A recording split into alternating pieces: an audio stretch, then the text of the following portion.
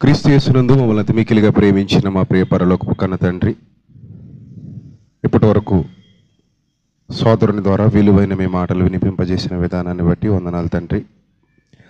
దయగలిగిన మా దేవ, మీరు మాకు అనుగ్రహించినటువంటి అమూల్యమైన మీ కృపను బట్టి, మీ ప్రేమను బట్టి మరొకసారి మీ యొక్క మహావిజ్ఞానాన్ని ఆలోచించడానికి మేమందరం సిద్ధపడుతుండగా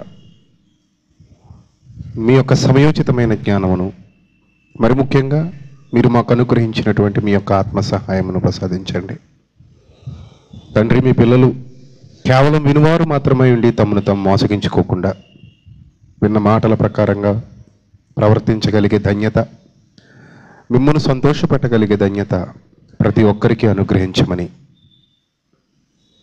త్వరలో మా కొరకు రాని ఉన్న మా ప్రభువును, మా ప్రియరక్షకుడు, మీ ప్రియకుమారుడైన క్రీస్తు యేసు వారి శ్రేష్టమైన అతి పవిత్రమైన నామంలో ఈ ప్రార్థన మనవులు అడిగి వేడుకొనుచున్నాం మా కన్న తండ్రి, ఆమెన్. ప్రియమైన దేవుని వారలారా, ఈ భూమి మీద పుట్టిన ప్రతి మనిషికి జీవితం అనేది 60-70 సంవత్సరాల కాలం పాటు ఉంటుంది, మరికొంతమంది 100 ఏండ్ల పాటు ఉంటుంది అని అనుకుంటూ ఉంటారు. నిండు 100 ఏళ్ళు చక్కటి ఆయుష్తో హాయిగా బ్రతకమని దీవిస్తారు. మరికొంతమంది అయితే 1000 ఏళ్ళు వర్ధిల్లమని ఆశీర్వదిస్తారు. ఎంతకాలం మనిషి బ్రతకాలని మరో మనిషిని దీవిస్తున్నప్పటికీ ఆ మనిషితో ఈ మనిషి చెప్పే మాట ఏంటో తెలుసా? నీ జీవితంలో నీకంటూ ఒక ఆశయం ఉండాలి, ఆ ఆశయ సాధనలో నువ్వు గొప్పవాడివి కావాలి, మంచి పేరు ప్రతిష్టలు సంపాదించుకోవాలి. అందుకే పెద్దలు తమ పిల్లల్ని దీవిస్తూ నా పేరు నిలబెట్టాలి, లేదా మన వంశం పేరు నిలబెట్టాలి, పలానా ఆయనలా నువ్వు బ్రతకాలి, పలానా ఆయనలా నువ్వు జీవించాలి, పలానా ఆయన కంటే గొప్పగా నువ్వు ఈ లోకంలో బ్రతకాలి, ఇలాంటి మాటలు, ఇలాంటి దీవెనలు వాళ్ళకి ఇస్తూ ఉంటారు. ప్రియులరా, భూమి మీద బ్రతుకుతున్న ప్రతి మనిషి కూడా అందరిలో ఒక్కడిగా కలిసిపోకుండా ప్రత్యేకింపబడిన వాడుగా, ఒక ప్రత్యేకమైన స్థానాన్ని సంపాదించుకున్నవాడిగా, ఒక ప్రత్యేకతతో నిలబడిన వాడిగా ఉండాలనేది ప్రతి ఒక్క మనిషి యొక్క లోపల దాగి ఉన్నటువంటి ఆశ, ఆలోచన.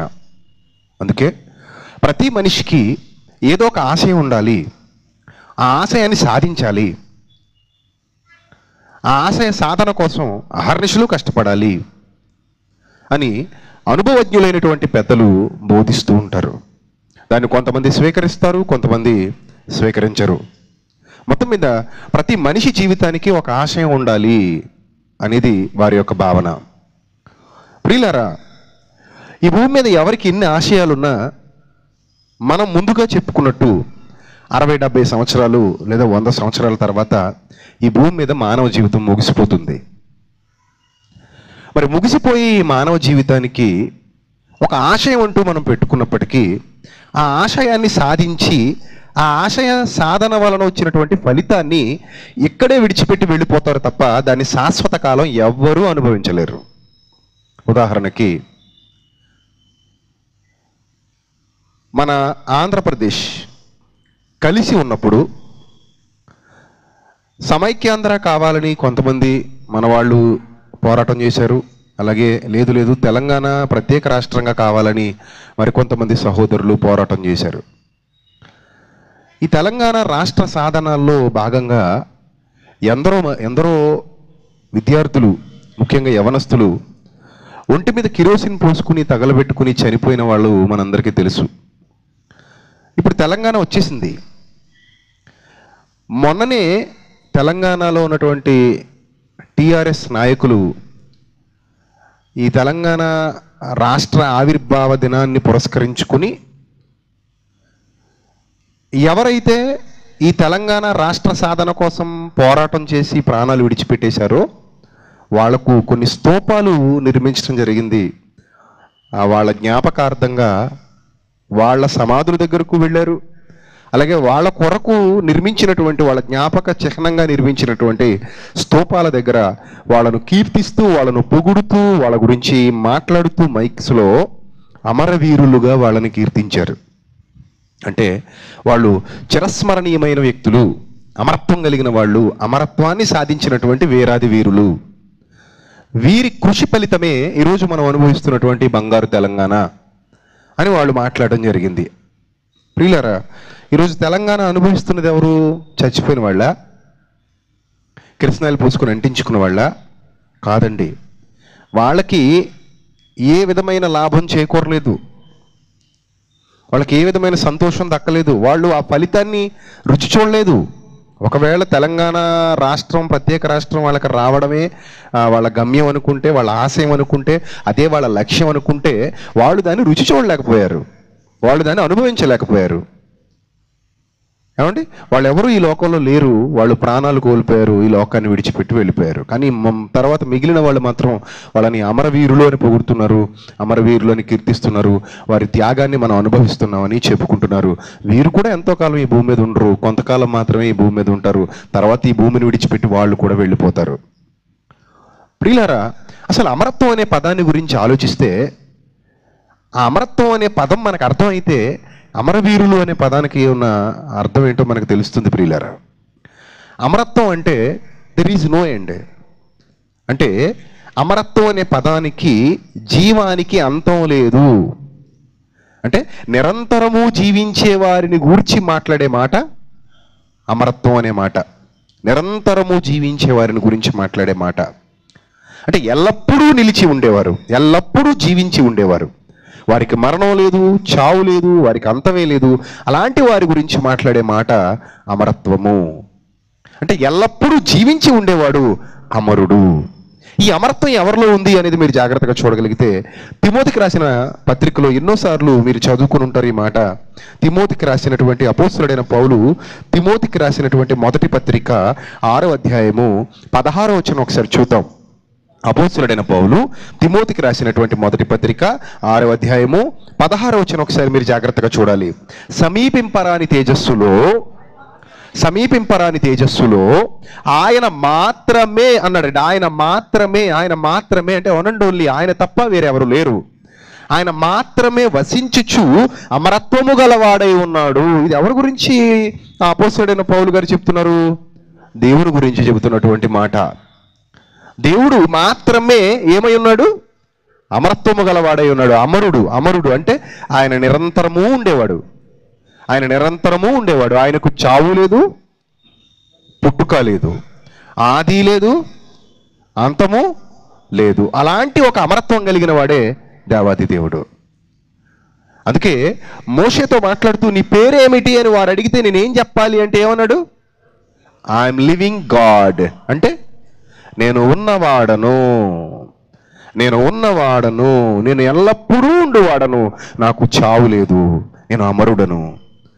దేవునికి ఉన్నటువంటి లక్షణం అమరత్వం. మరి అమరవీరులు అంటే చిరస్మరణీయంగా ప్రపంచం అంతా ఎల్లప్పుడూ గుర్తుంచుకునే విధంగా, ఎల్లప్పటికీ ఆ విజయాన్ని, ఆ విజయ ఫలాన్ని అనుభవించేవారుగా ఉండేవాళ్ళు అని అనుకోవాలి. కానీ అలాంటి పరిస్థితుల్లో ఎవరు లేరు, అది మీకు అర్థం కావాలి. ప్రియులారా, మరి అమరత్వం గురించి మనం జాగ్రత్తగా ఆలోచిస్తే ఈ ప్రారంభంలో భూమి మీదకి వచ్చినటువంటి మొదటి మానవుడు ఆదాము. అతడు దేవుని పోలికలో, దేవుని స్వరూపంలో చేయబడినవాడు. దేవుని పోలికలో, దేవుని స్వరూపంలో చేయబడినటువంటి ఆదాము ప్రారంభంలో అమరత్వంతోనే ఉన్నాడు. ప్రియులారా, అతడు అమరుడు. ఎందుకంటే దేవుడు తన లక్షణాన్ని తన కుమారునికి ఇచ్చాడు.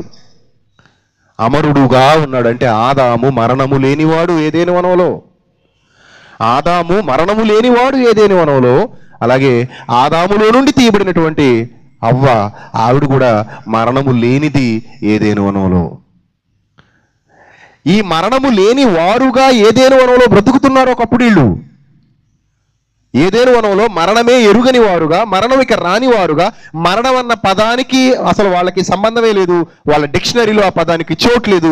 అలాంటి ఒక అద్భుతమైన దినాలలో వాళ్ళు ఉన్నారు ఏదేను వనంలో. ఇదంతా ఫ్లాష్ బ్యాక్, మీ అందరికీ తెలుసు. పండు తినక ముందటి చరిత్ర. ఎప్పుడైతే మీరు పండు తింటారో మరణం మీకు సంప్రాప్తిస్తుంది, ఆ అమరత్వాన్ని మీరు కోల్పోతారు, మీరు మరణ వశమైపోతారు. దేవుడు ముందుగానే చెప్పాడు, ఇది నా ఆజ్ఞ, మీరు ఎప్పుడైతే నా ఆజ్ఞను ధిక్కరిస్తారో మీరు అమరత్వాన్ని కోల్పోతారు. పాపం లోకంలోనికి వస్తుంది, పాపం రంగ ప్రవేశం చేస్తుంది. అక్కడ నుంచి చాలా భయంకరమైనటువంటి పరిస్థితులు మీరు ఎదుర్కొంటారు. ఇది దేవుడు ముందుగా చేసినటువంటి హెచ్చరిక. అలాంటి ఒక అద్భుతమైన అమరత్వాన్ని దేవుడు తన లక్షణాన్ని వాళ్ళకి ఇస్తే, ఆ లక్షణాలను వాళ్ళు గుర్తించక వాళ్ళు చేతులారా దేవుడిచ్చినటువంటి అవకాశాన్ని పాడు చేసుకున్నారు. ప్రియులారా, ఆదాము హవ్వలు చేయవద్దన్న పని చేశారు. దేవుడిచ్చినటువంటి అవకాశాన్ని పాడు చేసుకున్నారు. దేవుడిచ్చినటువంటి ఆ అమరత్వాన్ని దూరం చేసుకున్నారు. దేవుడిచ్చినటువంటి ఆ భాగ్యాన్ని వాళ్ళు కాలదనుకున్నారు, ఒక్క ముక్కలో చెప్పాలంటే. మరి ఆ తర్వాత ఆ అమరత్వం నశించిపోయి భూమి మీద మానవుడు ఒక లిమిట్స్లోకి వచ్చేసాడు. మానవ ఆయుష్కాలానికి ఒక లిమిట్ అంటూ వచ్చేసింది. ఒక లిమిట్స్లోకి వచ్చేసాడు భూమి మీద. సరే, ఈ భూమిని ఖాళీ చేసి వెళ్ళిపోతున్నాడు. ఈ మానవ దేహాన్ని విడిచిపెట్టి వెళ్ళిపోతున్నాడు. మరణానంతరం దేవుడున్న మహాలోకానికి దూరం అయిపోయాడు. ప్రియులారా, ఈ పరిస్థితిలో దేవుడు ఒక గొప్ప వరాన్నే మనందరికీ అనుగ్రహించాడు. ఒక గొప్ప వరాన్ని మనందరికీ ప్రసాదించాడు. అదే ఆయన కుమారుడైన యేసుక్రీస్తు ప్రభువారి మరణ సమాధి పునరుద్ధానాలు. ఈరోజు మనం వింటున్నటువంటి సువార్త, ఈరోజు మన చేతుల్లో దానికి సాక్ష్యంగా కనబడుతున్నటువంటి బైబిల్. ఇంత గొప్ప అవకాశాన్ని పొందుకున్నటువంటి క్రైస్తవులు ఏ విధంగా ఉన్నారు, వాళ్ళు ఏ విధంగా ఆలోచిస్తున్నారు? కాలక్రమంలో ఎంత అద్భుతంగా ప్రారంభమైనటువంటి ఈ యొక్క ఆధ్యాత్మిక భావన, ఎంతో ఉన్నతంగా ప్రారంభమైనటువంటి ఆధ్యాత్మిక భావన ఈరోజు ఏ స్థితికి వెళ్ళిపోయింది? క్రైస్తవులు దీన్ని ఏ విధంగా స్వీకరించారు? దీన్ని అసలు నిలుపుకున్నారా, వదిలేసుకున్నారా? ఇవన్నీ ఈ 3 రోజుల్లో మనం ఆలోచించాలి ప్రియులారా. ఈ సభల నిర్వహణ ఇక్కడ జరుగుతుందంటే కారణం కేవలం మిమ్మల్ని ఎంటర్టైన్ చేసి మరలా ఇంటికి పంపించేయడానికి కాదు. ఇది చాలా ఇంపార్టెంట్ సమయం. ఇది చాలా వాల్యుబుల్ టైం. మళ్ళీ కావాలంటే మనకి ఇలాంటి క్షణాలు రాకపోవచ్చు.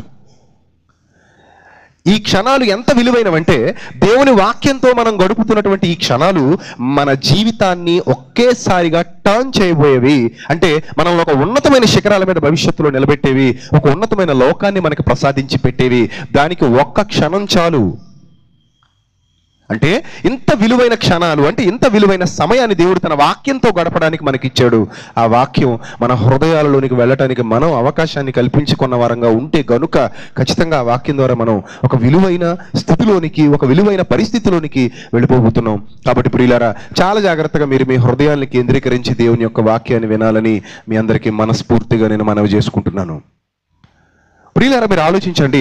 ఇంత గొప్ప అవకాశాన్ని దేవుడు ప్రపంచానికి తన మాటల ద్వారా, తన కుమారుని ద్వారా, తన యొక్క దయాపూర్వక సంకల్పం ద్వారా అనుగ్రహించిన తర్వాత మనుషులు ఆ యొక్క విలువను తెలుసుకోలేక, మనుషులు ఆ విలువను కాపాడుకోలేక, మనుషులు భయానకమైన పరిస్థితుల్లోనికి వెళ్ళిపోతున్నారు. ఈరోజు మన క్రైస్తవులుగా ఎవరైనా చచ్చిపోతే వెంటనే మనం మాట్లాడతాం, లేదండి వీళ్ళు ప్రభు దగ్గరికి వెళ్ళిపోయారు, హ్యాపీగా వీళ్ళు జీవితకాలం అంతా ప్రభుతో ఉంటారు, వీళ్ళు ప్రభు రాజ్యంలో ప్రభు పిలుపును అందుకుని వెళ్ళిపోయి అక్కడ కూర్చున్నారు అనే భావనలోనికి మనం కూడా వెళ్ళిపోతాం. అంటే అసలు దేవుడు రాయించిన మాటల్లోని సారం మనకు అర్థం కాకపోయినా, దేవుడు రాయించిన మాటల్లోని ఆ లోతైన విషయాలు పరిశీలన మనం చేయకపోయినా, మనం ఏమనుకుంటున్నాం అంటే ఖచ్చితంగా దేవుడితో యుగయుగాలు ఉండే స్థితిలోనికి మనం వెళ్ళిపోబోతున్నాం, మనం అక్కడే ఉండిపోతాం, మనం వెళ్ళిపోయాం, ఎవరు పడితే వాళ్ళే వెళ్ళిపోయారు, అందుకే పరలోక పిలుపుని ఒక చిన్న బోర్డు పెట్టేసుకుని మనం వీళ్ళు చచ్చిపోయిన వెంటనే దేవుడి దగ్గరికి వెళ్ళిపోయారు అనే భ్రమలోనికి వెళ్ళిపోతున్నాం. అంతే తప్ప లోతైన ఆధ్యాత్మిక జీవితం అతనికి ఉందా? అసలు లోతైన ఆధ్యాత్మిక పరిశీలన అతను చేశాడా? దేవునితో చక్కటి సహవాసాన్ని, చక్కటి సంబంధాన్ని కలిగి జీవించాడా? అతని జీవితం ఎలా నడిచింది, ఎలా గడిచింది? ఇలాంటి పరిశీలన, ఇలాంటి ఆలోచన ఎవరిలోనూ లేకపోవడం చాలా విచారకరం. అసలు ఈరోజు క్రైస్తవులు ఆధ్యాత్మికంగా ఉన్నతమైన స్థితిలో ఉండాల్సినటువంటి క్రైస్తవులు, ఆధ్యాత్మికంగా శిఖరాగ్రాన నిలబడవలసినటువంటి క్రైస్తవులు ఈరోజు ఏ పరిస్థితిలో ఉన్నారో ఎవ్వరూ ఆలోచించట్లేదండి. ఎందుకంటే ఎక్కడైనా సభలు జరుగుతున్నాయి, ఎక్కడైనా ఇలాంటి సమావేశాలు జరుగుతున్నాయి, ఏమైనా కూటాలు జరుగుతున్నాయి అనుకుంటే వాక్యం ప్రకటింపబడుతుంది కదా, ప్రభు అక్కడ సహాయం చేస్తున్నారు కదా, ఆత్మ అక్కడ సహాయం చేస్తుంది కదా, కాబట్టి దేవుని మాటలే కదా వాళ్ళు వింటున్నారు, అందరూ దేవుళ్ళలో చక్కగా ఎదిగిపోతున్నారు, రేపు పొద్దున ప్రభు వచ్చేస్తే మేఘాలు సిటీ బస్సుల్లో ఖాళీలు ఉండవు, టకటక మన అందరూ పరలోకానికి వెళ్ళిపోతారని మీరు అనుకుంటున్నారు. కానీ అది వాస్తవం కాదు. క్రైస్తవ్యం పరిస్థితి బాగోలేదు కాబట్టే ఈరోజు క్రైస్తవ్యానికి సరికొత్త అంశాలు పరిచయం చేసి మరలా వాళ్ళని పునరుజ్జీవింపజేయాలి అనేది మా యొక్క సంకల్పం. నిజంగా క్రైస్తవులు ఆధ్యాత్మికంగా బాగుంటే బాగున్నవాడికి ఎవడు అన్నం పెట్టాడు కదా, ఆకలిగా ఉన్నవాడికి ఎవడు అన్నం పెట్టాడు, ఆకలిగా లేని వాడికి అన్నం పెట్టాల్సిన పరిస్థితి. మరి ఈరోజు క్రైస్తవ్యం ఆకలిగా ఉందా, అర్ధాకలిగా ఉందా, కడుపు మార్చుకుని ఉంటుందా, ఏ పరిస్థితిలో ఉంటుంది అని మీరు ఆలోచించగలిగితే, ఇప్పుడు మీకు ఈ మధ్య వాట్సాప్లో వైరల్గా తిరిగేస్తున్నటువంటి ఒక ఆడియో క్లిప్ నేను వినిపించబోతున్నానండి. వాస్తవంగా జరిగినటువంటి సంభాషణ. ఇది కావాలని చేసింది కాదండి, వాస్తవంగా జరిగినటువంటి సంభాషణ. అంటే పల్లె ప్రాంతాలు మొదలుకొని పట్టణ ప్రాంతాల వరకు క్రైస్తవ్యం పరిస్థితి ఎలా ఉందో, కొంచెం నాటైనా నీటైనా, అటు నాటు ఇటు నీటు, అంతేగాని క్రైస్తవ్యం పరిస్థితి ఎలా ఉంది అనేది మనం అంచనా వేయాలంటే ఇలాంటి ఆడియో క్లిప్స్ వింటే చాలు. అంటే ఒక విశ్వాసికి ఒక క్రైస్తవ బోధకునికి మధ్య జరిగినటువంటి ఒక చిన్నపాటి సంభాషణ ఇప్పుడు మీకు నేను వినిపిస్తాను. అసలు ఎందుకు నేను మీకు ఈ సంభాషణ వినిపించాలి అనుకుంటున్నానంటే, ఈరోజు క్రైస్తవ్యం ఎలా ఉంది అనే విషయం మీకు అర్థం కావాలి. క్రైస్తవుల పరిస్థితి ఎలా ఉంది, వీళ్ళ ఆశయాలు ఏంటి, వీళ్ళ ఆలోచనలు ఏంటి, ఎలా ప్రారంభమైంది, ఎటు వెళ్ళిపోతున్నారు, ప్రారంభంలో ఏ విధంగా అమరత్వంలో ఉండేవారు, ఎలా కోల్పోయారు, ఆ తర్వాత మరలా దేవుడు దాన్ని ఎలా తిరిగి ఇస్తానన్నాడు, ఇస్తానన్నప్పుడు వచ్చి మార్గంలోనికి వచ్చి ఆ మార్గాన్ని ఏ విధంగా వీళ్ళు స్వీకరిస్తున్నారు, ఏ విధంగా అర్థం చేసుకుంటున్నారు, ప్రజెంట్ పరిస్థితులు ఎలా ఉన్నాయి, ఇవి మనకు తెలిస్తే ఈ 3 రోజుల్లో చాలా లోతైన జ్ఞానాన్ని మనం నేర్చుకుంటాం, దేవుడికి దగ్గర అవుతాం. మేబీ దేవుడు మనకు అవకాశాన్ని ప్రసాదిస్తే మరలా పూర్వ వైభవాన్ని మనం రుచి చూస్తాం. కాబట్టి ప్రియులరా, ఒక్కసారి ఈ ఆడియో క్లిప్ మీరు వినండి. క్రైస్తవులుగా అంటే మిమ్మల్ని ఏదో నవ్వించాలనో కవించాలనో మా యొక్క ప్రయాస కాదు సుమా. నేనైతే ఇది విన్నప్పుడు చాలా బాధపడ్డాను, మీరు కూడా బాధపడతారని అనుకుంటున్నాను. కాబట్టి ఆ పరిస్థితులు, క్రైస్తవ్యంలో పరిస్థితులు ఎంత దిగజారిపోయాయో ఒకసారి మీరు వినండి.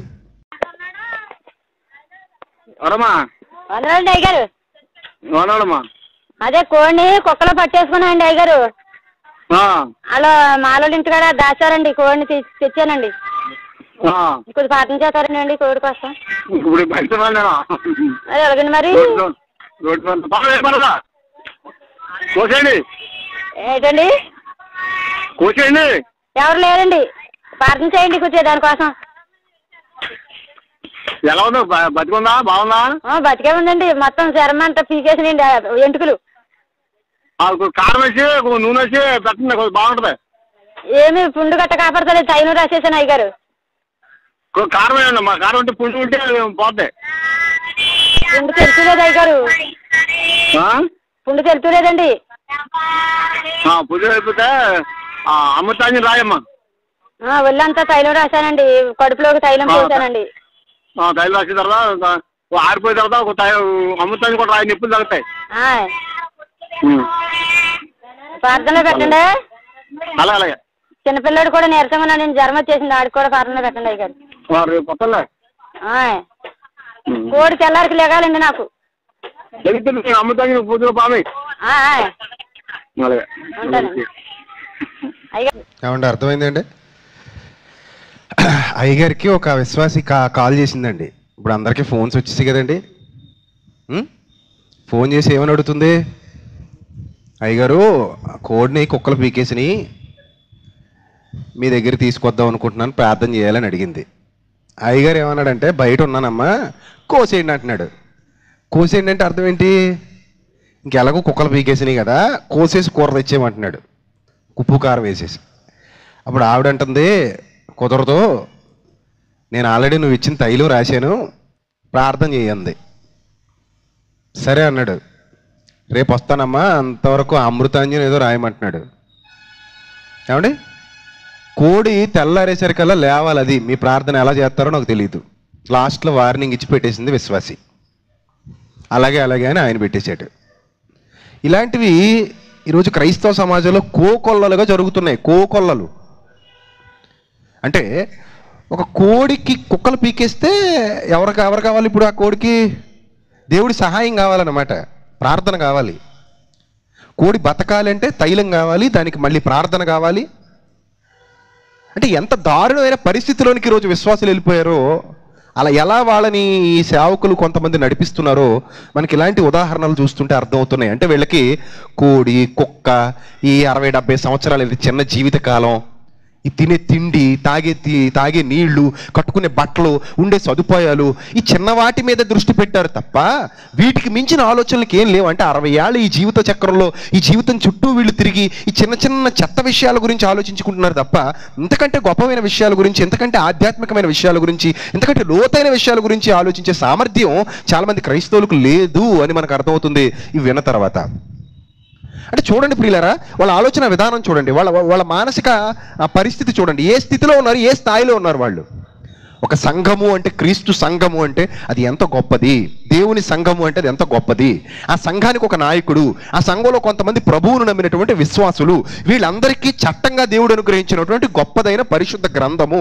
ఈ గ్రంథంలో రాయబడిన ఎన్నో విలువైన మాటలు, ప్రారంభంలో మనం కోల్పోయినటువంటి అమరత్వము, ఆ అమరత్వానికి తిరిగి చేర్చాలన్న యేసుక్రీస్తు సంకల్పము, ఆ సంకల్పానికి ప్రతినిధులుగా ఈరోజు మనం కనబడుతూ సమాజంలో ఉన్నతమైన స్థితిలో ఉండి అనేకమైన ఆత్మలను సంపాదించి దేవుని యొద్దకు నడిపించవలసిన వారమై ఉండగా వీళ్ళ ఆలోచన విధానం ఎలా తగలడిందో చూడండి. ఒక కోడి పిల్ల, దాన్ని కుక్క పీకిందా, దాని గురించి అయ్యగారు వచ్చి ప్రార్థన చేయాలా, నువ్వు దానికి నూనె రాసావా, అంటే ఇంత శరీర సంబంధమైన ఆలోచన విధానమా? క్రైస్తవ్యం అంటే కేవలం ఇలాంటి నీచమైన వాటికి కేంద్రస్థానమా? అల్పకాలం ఉండే వాటి గురించి, అల్పమైన విషయాల గురించి ఆలోచించే వాళ్ళు క్రైస్తవులా? ఇది ఒక ఆధ్యాత్మిక మార్గమా? మీరు ఆలోచించండి. కాబట్టి చాలా మోసంలో ఉన్నారు, చాలా మాయలోకి వెళ్ళిపోతున్నారు, చాలా దిగజారుడు పరిస్థితుల్లోనికి వెళ్ళిపోతున్నారు. ఇలాంటి పరిస్థితుల్లో నుండి మరలా వాక్యపు వెలుగులోనికి తీసుకుని రావాలన్నదే మా యొక్క ధ్యేయం, మా యొక్క సంకల్పం. దయచేసి ఎవరు అపార్థం చేసుకోకుండా వాక్యాన్ని అర్థం చేసుకోవాలని మరొకసారి మీ అందరికీ ప్రేమపూర్వకంగా మనవి చేస్తున్నాను. ప్రియులారా, దేవుని వాక్యం ఏ స్థాయిలో ఉండాలని దేవుడు కోరుకున్నాడో, దేవుని ప్రజలు ఏ స్థాయిలో ఆలోచించాలని దేవుడు కోరుకున్నాడో ఆ స్థాయికి మనం వెళ్ళలేకపోతే దేవుడు మనకిచ్చినటువంటి ఈ గ్రంథాన్ని మనం సరిగా అర్థం చేసుకోలేకపోయినట్టే. దేవుడు మనకిచ్చినటువంటి ఈ గ్రంథాన్ని సరిగా అర్థం చేసుకునే ప్రయత్నం మనం చేసినప్పుడే దేవుని యొక్క సంకల్పాన్ని నెరవేర్చే ఆ మార్గంలో మనం నడుస్తున్న వాళ్ళం అవుతాం ప్రియులారా. కాబట్టి ఇప్పుడు మీరు జాగ్రత్తగా ఆలోచిస్తే అసలు మనం సాధించవలసినటువంటి ఆశయం, ఆ ఆశయంలో మనం ఎలాంటి అమరత్వం, ఎలాంటి అమరవీరులుగా, ఎలాంటి అమరత్వాన్ని సాధించే అమరవీరులుగా మనం ఉండాలో, ఆ వీరత్వం అనేది చిరస్థాయిగా మనం అనుభవించే పరిస్థితి ఏ విధంగా రావాలో మీకు అర్థమైతే ఆ బాటలో మీరు ఖచ్చితంగా ముందుకు నడవగలుగుతారు. అది అర్థం కానంత కాలం మనం ఆ బాటలో ముందుకి ఎట్టి పరిస్థితుల్లో నడవలేం ప్రియులారా, ఎట్టి పరిస్థితుల్లో. అందుకే మీకు ఈరోజు ఒక విషయాన్ని జ్ఞాపకం చేయాలి అనుకుంటున్నాను. అదేంటంటే, ఈ భూమి మీద ప్రతి దేశానికి కూడా ఒక రక్షణ వలయం అనేది ఉంది. ఈ భూమి మీద ప్రతి దేశానికి ఒక రక్షణ వలయం, అలాగే మన భారతదేశానికి కూడా ఒక రక్షణ వలయం ఉంది. అది మిలిటరీ, మీ అందరికీ తెలుసు. ఆ మిలిటరీలో ఎందరో మన కోసం కష్టపడుతున్నటువంటి వాళ్ళు ఉన్నారు, బోర్డర్లో కష్టపడుతున్నటువంటి సైనికులు. ఈరోజు మనం ఇక్కడ హాయిగా, సుఖంగా, ప్రశాంతంగా సభలు పెట్టుకోవాలనుకున్నా, నిద్రపోతున్నా, సంపాదించుకుంటున్నా, తింటున్నా, సమాజంలో హాయిగా బ్రతుకుతున్నా వాళ్ళు అక్కడ నిద్రలేని రాత్రులు గడుపుతున్నారు. ఇది మనం ఒప్పుకోవాల్సినటువంటి సత్యమే. చాలామంది సైనికులు కష్టపడుతున్నారు. ఈ మధ్యనే పాకిస్తాన్ వాళ్ళు మన వాళ్ళ మీద దాడి చేసి రహస్యంగా నిద్రపోతున్న టైంలో చాలామందిని ఓచకోతకొచ్చి చంపేశారు. ఆ తర్వాత వీళ్ళు కూడా సర్జికల్ దాడులు చేయడం మీ అందరికీ తెలుసు. వీళ్ళారా, మీరు ఆలోచించండి. మనం ఈరోజు ఇక్కడ సుఖంగా బ్రతుకుతున్నాము అని అంటే దేశం కోసం ఒక సైనికుడు తన ప్రాణాన్ని త్యాగం చేస్తున్నాడు. ఆ దేశం కోసం ప్రాణత్యాగం చేసినటువంటి సైనికుల గురించి మన వాళ్ళు ఏమని మాట్లాడతారు తెలుసా? మొన్ననే చనిపోయిన వాళ్ళు చాలామంది గురించి వీళ్ళు నిజమైన అమరవీరులు అని వాళ్ళ గురించి కూడా కితాబు ఇచ్చారు. వీళ్ళారా, ఈరోజు మన భారతదేశంలో ఇంతమంది ప్రజలు సుఖంగా, సంతోషంగా బతకటానికి కొంతమంది సైనికులు దేశం కోసం త్యాగం చేస్తుంటే ఇక్కడ మనం మాట్లాడే ఇంకో మాట ఏంటో తెలుసా? దేశం నీకేమి ఇచ్చిందని కాదు, దేశం కోసం నువ్వేమిచ్చావని ఆలోచించు అనే వాళ్ళు కూడా ఉన్నారు. రైట్. ఇప్పుడు ఈ దేశాలన్నిటికీ వెనుకున్నది ఎవరు? దేవుడు. అన్ని దేశాల ప్రజలకు వెనకుండి నడిపించేది ఎవరు? దేవుడు. ఏ దేశంలో వారు ఆ దేశంలో వారి గురించి మాట్లాడుకుంటూ దేశం నీకేమిచ్చిందని కాదు, దేశానికి నువ్వేమిచ్చావు అని అంటుంటే మరి అన్ని దేశాల వారు అనవలసిన మాట ఏంటో తెలుసా? దేవుడు నీకేమిచ్చాడు అని కాదు, దేవుడికి నువ్వేం చేశావు, దేవుడికి నువ్వేమిచ్చావు? ఈ స్లోగన్ ఎక్కడైనా వినబడుతుందా మనకి? ఈ స్లోగన్ ఎక్కడైనా వినబడుతుందా? ఎక్కడ వినబడదండి. దేశానికి నువ్వేం చేసావని ఆలోచించే వాళ్ళు కనబడతారు, కానీ దేవుని కోసం నువ్వేం చేశావు, దేవుని కోసం నువ్వు ఏమి ఇచ్చావు అనేవాళ్ళు మాత్రం మనకి ఎక్కడ కనబడరు ప్రియులారా, ఎక్కడ కనబడరు. ఎందుకు కనబడరు అని అంటే, అసలు దేవుడు ఉన్నాడన్న ఆలోచన, దేవుని కోసం బ్రతకాలన్న ఆలోచన సమాజానికి ఎలాగూ లేదు. రైట్. మరి క్రైస్తవులుగా మనకుంది కదా, క్రైస్తవులుగా దేవుడు గ్రంథాన్ని వ్రాయించిచ్చాడు కాబట్టి ఆ గ్రంథాన్ని పట్టుకున్న వారముగా మనకందరికీ ఉంది కదా, దేవుడి కోసం బ్రతకాలి, దేవుడి కోసం జీవించాలి, దేవుడి కోసం ఆలోచించాలి, దేవుడున్న ఒక మహాలోకానికి మనం వెళ్ళాలి. ఎందుకంటే మనం అమరత్వాన్ని కోల్పోయాం, తిరిగి ఆ అమరత్వాన్ని మనకి ఇవ్వాలని దేవుడు అనుకుంటున్నాడు. యుగ యుగాలు ఆయనతో ఉండే ఒక గొప్ప జీవితాన్ని మనం సాధించాలి అనే భావన క్రైస్తవులుగా మనకు ఉండాలి కదా, ఉండాలి. కానీ చాలా మందిలో అది లేదు ప్రియులారా, అది లేదు. అందుకే ఇందాక తమ్ముడు చెప్పినట్టుగా మొదటి తరాలలో ఉన్నటువంటి ఎందరో భక్తులు మనకు మార్గదర్శులుగా నిలబడ్డారు. మొదటి తరాల్లో జీవించినటువంటి ఎందరో మహనీయులు మనకు మార్గదర్శులుగా నిలబడ్డారు. వాళ్ళు అమరత్వాన్ని సాధించడంలో అమర వీరులుగా చిరస్థాయిగా మనకు కనబడుతూ ఉన్నారు. ఒక దేశం కోసమో, ఒక ప్రాంతం కోసమో, లేదా ఒక కొంతమంది కోసమో మరణించిన వారు కాదు వాళ్ళు దేవుని కొరకు మరణించిన వాళ్ళు. అమరత్వం, అమరవీరుడు అనే పదాన్ని ఎవరికి వారాలో తెలుసా?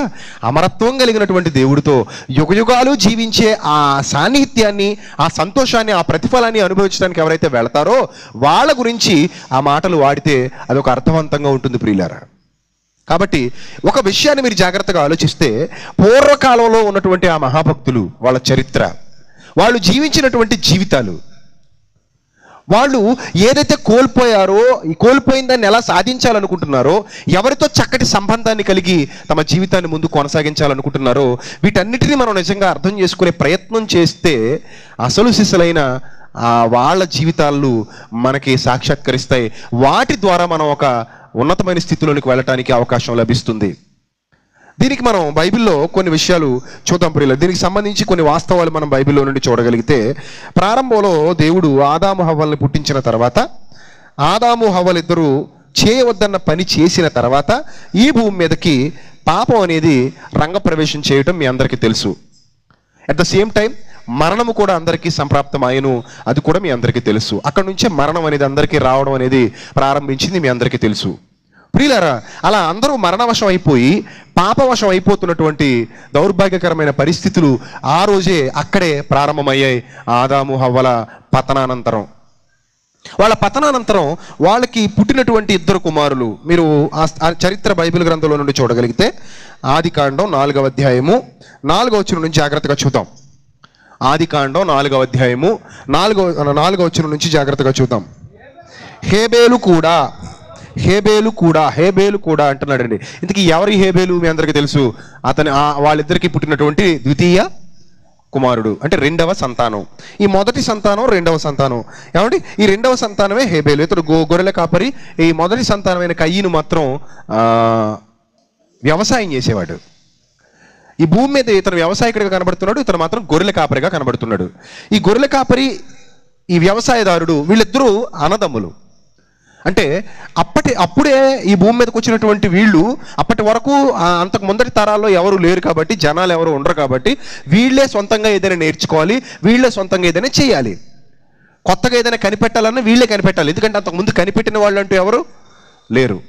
ఏదైనా కొత్తగా స్టార్ట్ చేయాలన్నా వీళ్ళే స్టార్ట్ చేయాలి, ఎందుకంటే అంతకుముందు చేసిన వాళ్ళు ఎవరు లేరు. అలా ఈ కయ్యను హేబేలు ఇద్దరు, ఒక ఆయనేమో గొర్రెలు మేపుకుంటున్నాడు, ఒక ఆయనేమో భూమిని సేద్యపరచడంలో నిమగ్నమైపోయాడు. వీళ్ళిద్దరికీ జరిగినటువంటి చరిత్ర, వీళ్ళిద్దరి మధ్య జరిగినటువంటి చరిత్ర, దీన్ని మీరు జాగ్రత్తగా కాన్సన్ట్రేషన్ చేసి ఆలోచించగలిగితే ప్రియమైన దేవుని వారలారా, 4వ వచనం నుంచి కిందకి చదువుదాం.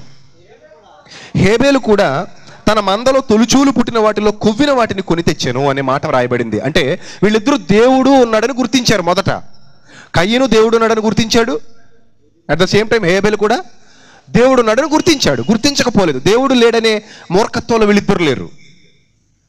దేవుడు ఉన్నాడని హేబేలు గుర్తించాడు, దేవుడు ఉన్నాడని కయ్యను గుర్తించాడు.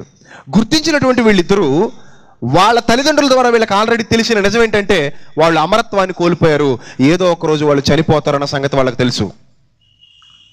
ఏదో ఒక రోజు వాళ్ళు చనిపోతారన్న సంగతి వాళ్ళకి తెలుసు, చావు ఉందన్న సంగతి వాళ్ళకి తెలుసు. ఎలా తెలుసు అంటే వాళ్ళ అమ్మా నాన్నల ద్వారానే తెలుసు. ఎందుకంటే వాళ్ళ అమ్మా నాన్నలు ఆ విషయంలో చాలా వేదన అనుభవించారు, చాలా బాధను అనుభవించారు. మరణమే లేదనుకుంటూ హాయిగా ఏదైనా వనలో చల్లగా సంతోషంగా బ్రతుకుతున్నటువంటి ఆ దినాలలో వాళ్ళు పొందుకున్నటువంటి శాపం, వాళ్ళు తెచ్చుకున్నటువంటి శాపం వాళ్ళకి ఎంత బాధను మిగిల్చిందో మీకు తెలుసు. వాళ్ళు ఏదైనా వనంలో నుండి పంపివేయబడలేదు, వెళ్ళగొట్టబడ్డారు. సాగనంపబడలేదు, ప్రేమగా పంపించలేదండి వాళ్ళని. అన్నీ ఇచ్చి సాగనంపలేదు, వెళ్ళగొట్టబడ్డారు, త్రోసివేయబడ్డారు. ఇక మరెన్నడూ అక్కడికి రానంత దూరంగా కాపలా కూడా పెట్టబడింది. అగ్ని జ్వాలలు నిలవబడ్డాయి, వీళ్ళు వెళ్ళలేని పరిస్థితిలో ఉన్నారు. అలా త్రోసివేయబడి వెళ్ళగొట్టబడి ఒక భయంకరమైన పరిస్థితిలో శాపాన్ని పొందుకుని బ్రతుకుతున్నప్పుడు వాళ్ళకి తెలుసు వాళ్ళు ఏం కోల్పోయారు. వాళ్ళిద్దరికీ, ఆది దంపతులిద్దరికీ అర్థమైంది వాళ్ళు ఏం కోల్పోయారు. వాళ్ళు ఏం కోల్పోయారో వాళ్ళ పిల్లలకి చెప్పకుండా ఉంటారా? చెబుతారు. అంటే వాళ్ళ పిల్లలకు కూడా తెలుసు మరణవశం అయిపోయారు అని. మరణం సంప్రాప్తం అవుతుంది. ఏదో ఒక రోజు వాళ్ళు ఈ లోకాన్ని ఖాళీ చేసేయాలి, ఏదో ఒక రోజు వాళ్ళు ఈ భూమిని విడిచిపెట్టేయాలి. ఆ వాస్తవాలు వీళ్ళకి తెలుసు. అలాంటి సిచ్యువేషన్లో దేవుడు ఉన్నాడని ఇద్దరు గుర్తించారు. కయ్యను గుర్తించాడు, దేవుడు ఉన్నాడని గుర్తించాడు. హేబెలు కూడా దేవుడు ఉన్నాడని గుర్తించాడు. వీళ్ళిద్దరూ గుర్తించిన వారే, దేవుడు ఉన్నాడని గుర్తించిన వారై దేవుడికి అర్పణ తెస్తున్నారు. అంటే ఈ అర్పణ తేవటంలో ప్రధానమైన ఉద్దేశం ఏంటి? అర్పణ తేవటంలో ప్రధానమైన ఉద్దేశం ఏంటి? దేవుడి దగ్గర నుంచి మన తల్లిదండ్రులు శాపాన్ని పొందుకున్నారు, దాన్ని మనం ఏదో విధంగా నివృత్తి చేసుకోవాలి. అంతే కదా? దేవుడి దగ్గర నుంచి మన వాళ్ళు శాపాన్ని పొందుకున్నారు. అమ్మా నాన్న శపించబడ్డారు. అమ్మా నాన్న ఆ వైభవాన్ని కోల్పోయారు. ఎంతో వైభవంగా ఉండేవారు అమ్మా నాన్న దేవుని దగ్గర, కానీ ఇప్పుడు ఆ వైభవాన్ని దేవుడి దగ్గర కోల్పోయారు. కోల్పోయిన ఆ వైభవాన్ని ఏ విధంగానైనా సరే తిరిగి సంపాదించుకోవాలి అనే భావన కనీసం ఒక్కరిలైనా ఉండాలి. మరి ఇక్కడ ఇద్దరిలో ఉన్నట్టు మనకు కనబడిపోతుంది. ఇద్దరు వచ్చేసారు దేవుడి దగ్గరికి, ఇద్దరు అర్పణలు తెచ్చేస్తున్నారు. మీరు జాగ్రత్తగా ఆలోచించండి. దేవుడి మాటలు చాలా లోతుగా ఆలోచిస్తే కానీ అర్థం కాని లోతైన జ్ఞాన సంగతులు మనకు జ్ఞాన గ్రంథంలో వ్రాయబడ్డాయి ప్రియులారా. కొన్ని మాటలు మనం జాగ్రత్తగా చూద్దాం. మరికి కిందకి చదువుతాం. యెహోవా హేబేలును అతని అర్పణను లక్ష్యపెట్టెను. యెహోవా హేబేలును అతని అర్పణను లక్ష్యపెట్టెను. మరి కయ్యనును అతని అర్పణను ఆయన లక్ష్య పెట్టలేదు. మీరు జాగ్రత్తగా ఆలోచించాలి. దేవుడు హేబేలు అర్పణను లక్ష్య పెట్టాడు, కయ్యను అర్పణను లక్ష్య పెట్టలేదు. అప్పటికే వీళ్ళు శాపగ్రస్తులై ఉన్నారు తల్లిదండ్రులు ఇరువురు. వీళ్ళు ఏం చేసినా వీళ్ళ ద్వారానే ఈ భూమికి అంత పరిచయం కావాలి. వీళ్ళు ప్రారంభకులుగా మనకు కనబడుతున్నారు. వీళ్ళ ద్వారానే ఈ భూమి మీదకి మనుషులు ఇంకా రాబోతున్నారు, మనుషులు సంతానం పెరగబోతుంది. ఇదంతా ప్రారంభంలో జరిగినటువంటి సంఘటన. అంటే ప్రారంభంలోనే దేవుణ్ణి గుర్తించినటువంటి వీళ్ళు దేవుడి దగ్గరికి ఏ విధంగా చేరుకోవాలి అనే ప్రయత్నంలో ఉండగా, ఆ ప్రయత్నంలో విజయాన్ని సాధించిన వాడు ఒకడైతే ఆ ప్రయత్నంలో విఫలమైపోయిన వాడు మరొకడు.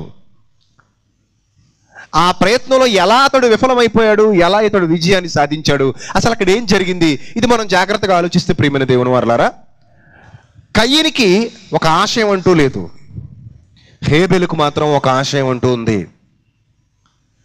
కయ్యను ఆశయాన్ని కలిగి బ్రతుకుతున్నవాడు కాదు, హేబెలు ఒక ఆశయాన్ని కలిగి బ్రతుకుతున్నవాడు. వాళ్ళిద్దరిలో మనకు కనబడుతున్న తేడా అదే. కయ్యనులో లేని ఆ ఆశయ సాధన హేబేలులో ఉంది ప్రియులారా. అందుకే కయ్యనును దేవుడు లక్ష్య పెట్టలేదు, అతని అర్పణను కూడా లక్ష్య పెట్టలేదు. హేబేలును దేవుడు లక్ష్య పెట్టాడు, అతని అర్పణను కూడా లక్ష్య పెట్టాడు. ఈ హేబేలు యొక్క అర్పణను లక్ష్య పెట్టడం అనేది కయ్యనికి నచ్చలేదు. ఎందుకు కయ్యనికి నచ్చలేదు, అసలు అక్కడ ఏం జరిగింది, ఇవన్నీ మనం జాగ్రత్తగా ఆలోచిస్తే దేవుడు ఇప్పుడు కయ్యనుతో మాట్లాడుతున్నాడు. 6వ వచనం, దేవుడు కయ్యనుతో మాట్లాడుతున్నాడు. 6వ వచనం జాగ్రత్తగా చూడండి. యెహోవా కయ్యనుతో, నీకు కోపమేలా, ముఖము చిన్నబుచ్చుకుని ఉన్నావేమి, నీవు సత్క్రియ చేసిన ఎడల తలనెత్తుకొనవా అన్నాడండి. సత్క్రియ చేసిన ఎడల తలనెత్తుకొనవా అంటే నీ ఆలోచన విధానం బాగుందా, బాలేదా? బాలేదు. ఇప్పటికే మీ అమ్మా నాన్నలు ఏం కోల్పోయారో మీకు తెలుసు, ఏ వైభవాన్ని కోల్పోయి ఏ స్థితిలోకి వెళ్ళిపోయారో మీకు తెలుసు. మీ అమ్మ నీకు చెబుతుంది, మీ నాయన నీకు చెబుతాడు, మీ పరిస్థితులు ఏంటో మీకు తెలుసు. అయినప్పటికీ నువ్వేం చేయట్లేదు, నువ్వేం చేయట్లేదు? సత్క్రియ చేయట్లేదు. నీకు సత్క్రియ లేదు, నీ దగ్గర అసలు సత్క్రియలే లేవు. సత్క్రియలే లేవు. సత్క్రియలు అంటే ఏంటి చెప్పండి? దేవుని సంబంధమైన క్రియలు, దేవుని యొక్క ఆలోచనలు ఎవరిలో లేవు? కయీనులో లేవు. అంటే మనం ఏదో కోల్పోయాం, మన అమ్మ నాన్న ఏదో కోల్పోయారు, దాన్ని మళ్ళీ మనం తిరిగి ఎలా సాధించాలి? మన అమ్మ నాన్న కోల్పోయింది ఏంటి? అసలు ఏమి ఇచ్చాడు దేవుడు మన అమ్మకి? ఈ భావనే కయీనులో లేదండి. అసలు ఈ భావనే కయీనులో లేదు ప్రియులారా. అంతకు ముందే జరిగిందంతా విన్నవారుగా వారు ఉన్నప్పటికీ వారు ఏం కోల్పోయారో ఆలోచించే పరిస్థితిలో లేని దౌర్భాగ్యుడిగా కయీను కనబడుతున్నాడు. ఎలా ఉన్నాడు తెలుసా? కయీను లోక సంబంధిగా ఉన్నాడు. దేవుని యొక్క ఆలోచనలు లేవు అతనిలో. దేవుడు ఉన్నాడని గుర్తిస్తున్నాడు కానీ దేవుని యొక్క ఆలోచనలు లేవు. అంటే ఈ రోజున్న క్రైస్తవ సమాజానికి ఒక ప్రతినిధిగా కయీను కనబడుతున్నాడు. ఇంతకు మీకు అందుకే ఆ ఆడియో క్లిప్ వినిపించడం జరిగింది. ఈ రోజున క్రైస్తవ సమాజం ఏ విధంగా అయితే దేవుడున్నాడని గుర్తించి లోక సంబంధంగా ఒక కోడికి ప్రార్థన చేయమని అడుగుతున్నారో అంతే కదా. మొన్న ఒక విషయం నేను చెప్పాను. ఒక ఆయన హైదరాబాద్లో ఒక ఆయన జుట్టు రాలిపోతుందని ప్రార్థన చేయించుకున్నాడు. డైరెక్ట్ లైవ్లో ఫోన్ చేసి జుట్టు రాలిపోతుందట. అయ్యగారికి ఫోన్ చేశాడు, కలవరి టీవీకి ఫోన్ చేసి, అయ్యగారు జుట్టు రాలిపోతుంది, మీరు ప్రార్థన చేయండి అని అడిగాడు. అప్పుడు అయ్యగారు, దేవుడికి అసాధ్యమైంది ఏదీ లేదు, నేను ప్రార్థన చేస్తాను, కళ్ళు మూసుకో అన్నాడు. మరొక ఆయన ఫోన్ చేశాడు, తెల్ల వెంట్రుకలు వచ్చేస్తానని ప్రార్థన చేయమన్నాడు అయ్యగారిని. ఆయన అన్నాడు, దేవుడికి అసాధ్యమైంది ఏదీ లేదు, నువ్వు కళ్ళు మూసుకొని నేను ప్రార్థన చేస్తాను, నీ తెల్ల వెంట్రుకలు తగ్గిపోయి మళ్ళీ నల్ల వెంట్రుకలుగా మారిపోతాయి. అంటే ఎంత చిన్నగా ఆలోచిస్తున్నారు చూడండి, ఎంత చిన్నగా ఆలోచిస్తున్నారు, ఎంత చీపుగా ఆలోచిస్తున్నారు. ఇవే ఆలోచనలు లోక సంబంధమైనవి, శరీర సంబంధమైనవి, ప్రకృతి సంబంధమైనవి. దేవుడున్నాడని గుర్తిస్తూ కూడా ఒక ఆశయమే లేని వారుగా బ్రతుకుతున్నారు కయీను లాంటి వాళ్ళు. దేవుడున్నాడని గుర్తించాడు కానీ దానివల్ల అతనికి ఎలాంటి ప్రయోజనం లేదు. అక్కడ దేవుడున్నాడని గుర్తించడం ఇంపార్టెంట్ కాదు, దేవుడు ఎందుకున్నాడు, దేవుడికి మనకి ఉన్న సంబంధ బాంధవ్యం ఏంటి, మన వాళ్ళు ఏం కోల్పోయారు, మనం ఏం సాధించాలి, మన ఆశయం ఏంటి, మనం ఏ స్థితికి వెళ్ళాలి, మన పరిస్థితి ఏంటి, మన అమ్మా నాన్నలు ఏం కోల్పోయి కూర్చున్నారు ఇక్కడ. ఇవన్నీ వాళ్ళకి రావాల్సినటువంటి ఆలోచనలు. కానీ ఆ ఆలోచనల్లో ఏమాత్రం పరిపూర్ణత లేనివాడిగా, ఆ ఆలోచనల్లో ఏమాత్రం పరిపక్వత సాధించని వాడిగా ఒక కయీను మనకు కనబడుతున్నాడు. అతడు ఒక లోక సంబంధి, దేవుడున్నాడని గుర్తించిన లోక సంబంధి. ఈరోజు ఎందరూ మీలో లేరు దేవుడున్నాడని గుర్తించిన లోక సంబంధులు. దేవుడున్నాడని గుర్తించే కదా సభలకు వచ్చారు, దేవుడున్నాడని గుర్తించే కదా చర్చిలకు వెళ్తున్నారు, దేవుడున్నాడని గుర్తించే కదా కానుకలు ఇస్తున్నారు, దేవుడున్నాడని గుర్తించే కదా ప్రార్థన చేస్తున్నారు, దేవుడున్నాడని గుర్తించే కదా బైబిల్ చేతో పట్టుకు తిరుగుతున్నారు. కానీ కయీను లాంటి వారు, లోతైన జ్ఞానము తెలియని వారు, పైన మాత్రమే దేవుడున్నాడని గుర్తించి ఒక అర్పణ తెచ్చేశాడు. అతనికంటూ ఒక ఆశయం లేదు, అతనికంటూ ఒక ఆశయ సాధన లేదు.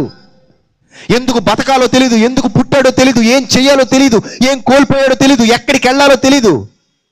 అలాంటి ఒక దౌర్భాగ్యకరమైన బ్రతుకుతున్నాడు. అతడు ఆశయ సాధనలో లేడు, అతనికంటూ ఒక ఆశయమే లేదు, అతనికంటూ ఒక లక్ష్యం లేదు. అతని జీవితం ఒక రుజుమార్గం వైపుగా ప్రయాణించేది కాదు. అతని జీవితానికి ఒక తీరు తెన్ను లేదు. ఎలా పడితే అలా కొట్టుకుపోయేవాడు, గాలికి చెదరగొట్టబడే పొట్టు లాంటి జీవితాలు కలిగిన వాడు, అంటే స్థిరత్వం లేనివాడు. అలాంటి స్థిరత్వం లేనివాడే ఒక కయీను. వాడు దేవుడున్నాడు గుర్తించాడు కానీ దేవుడికి దగ్గర కాలేకపోయాడు. అందుకే చూడండి చెప్తున్నాడు, కయీనును మొదట కయీనును, ఆ తర్వాత అతని అర్పణను ఆయన లక్ష్య పెట్టలేదు. కయీను నాకొద్దు, కయీను తెచ్చిన అర్పణ కూడా నాకొద్దు, కయీను నాకొద్దు, అతని అర్పణ నాకొద్దు.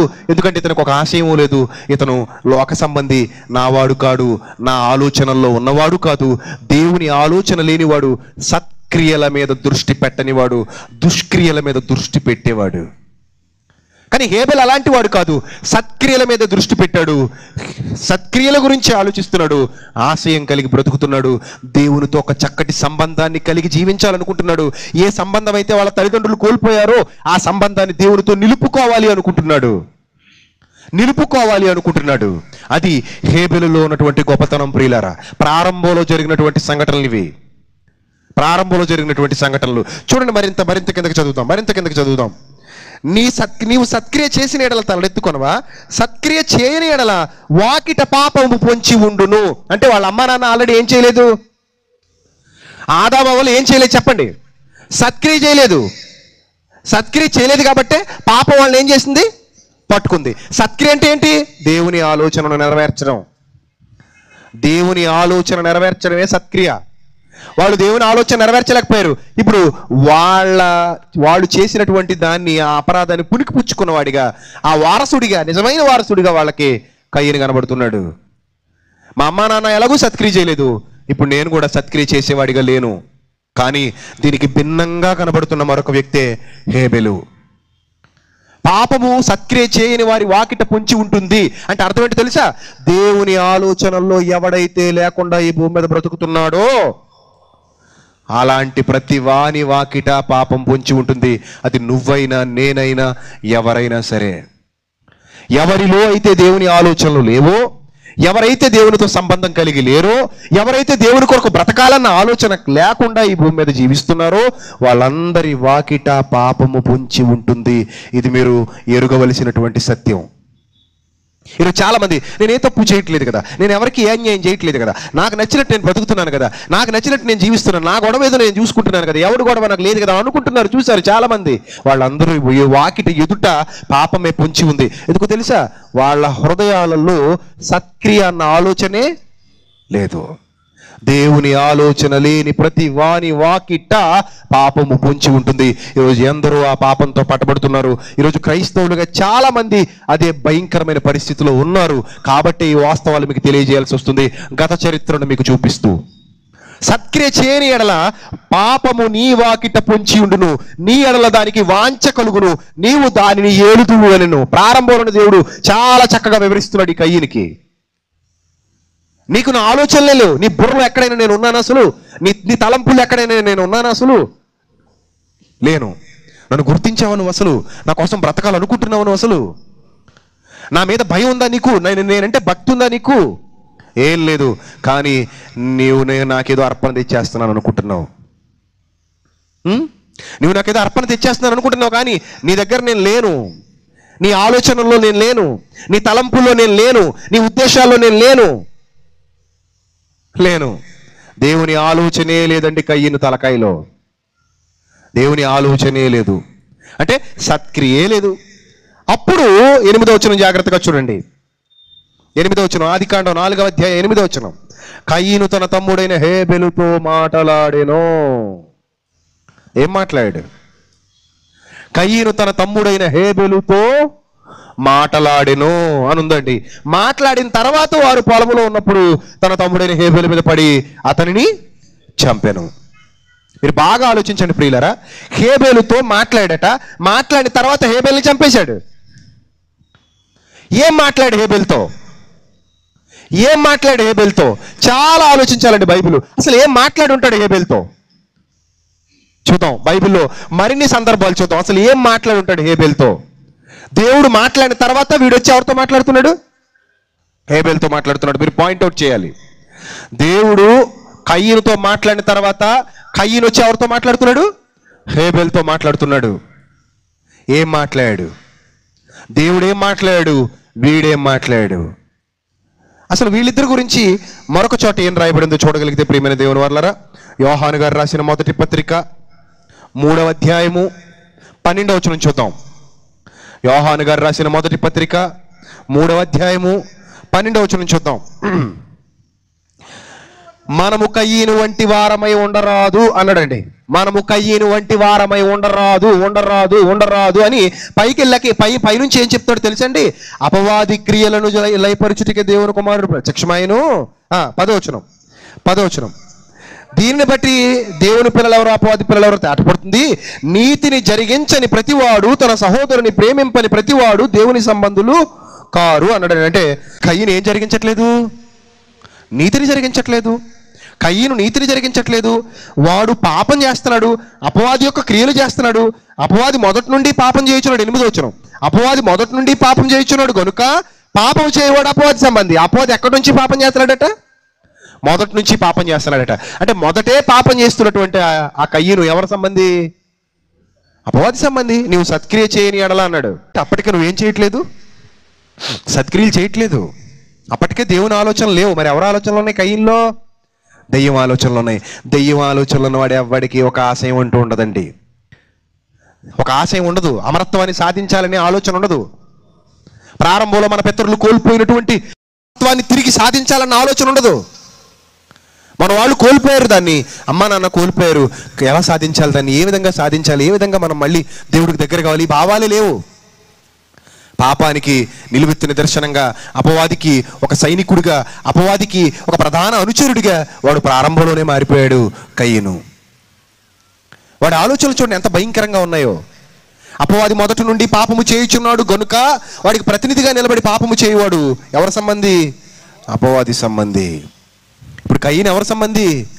అపవాది సంబంధి. చూడండి అదే చెప్తున్నాడు 10వ వచనం. నీతిని జరిగించని ప్రతి వాడు, తన సహోదరుని ప్రేమింపని ప్రతి వాడు దేవుని సంబంధులు కారు అని చెప్పంటున్నాడు. 12వ వచనంలో మనము కయ్యను వంటి వారమై ఉండరాదు.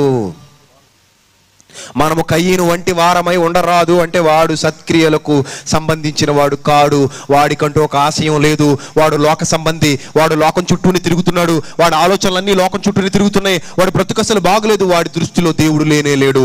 అందుకే పక్కాగా కన్ఫర్మ్ చేస్తాడు. చూడండి ఆ తర్వాత ఏమంటున్నాడు? వాడు దుష్టుని సంబంధి అయి, వాడు దుష్టుని సంబంధి అయి ఏం చేశాడట? తన సహోదరుని చంపెను. వాడు ఎవరి సంబంధి అయి? దుష్టుని సంబంధి అయి. అంటే ప్రారంభంలోనే ఇద్దరు అన్నదమ్ముల మధ్య దేవుడా దయ్యమా అనే ఆలోచన నెలకొంది ప్రియులారా.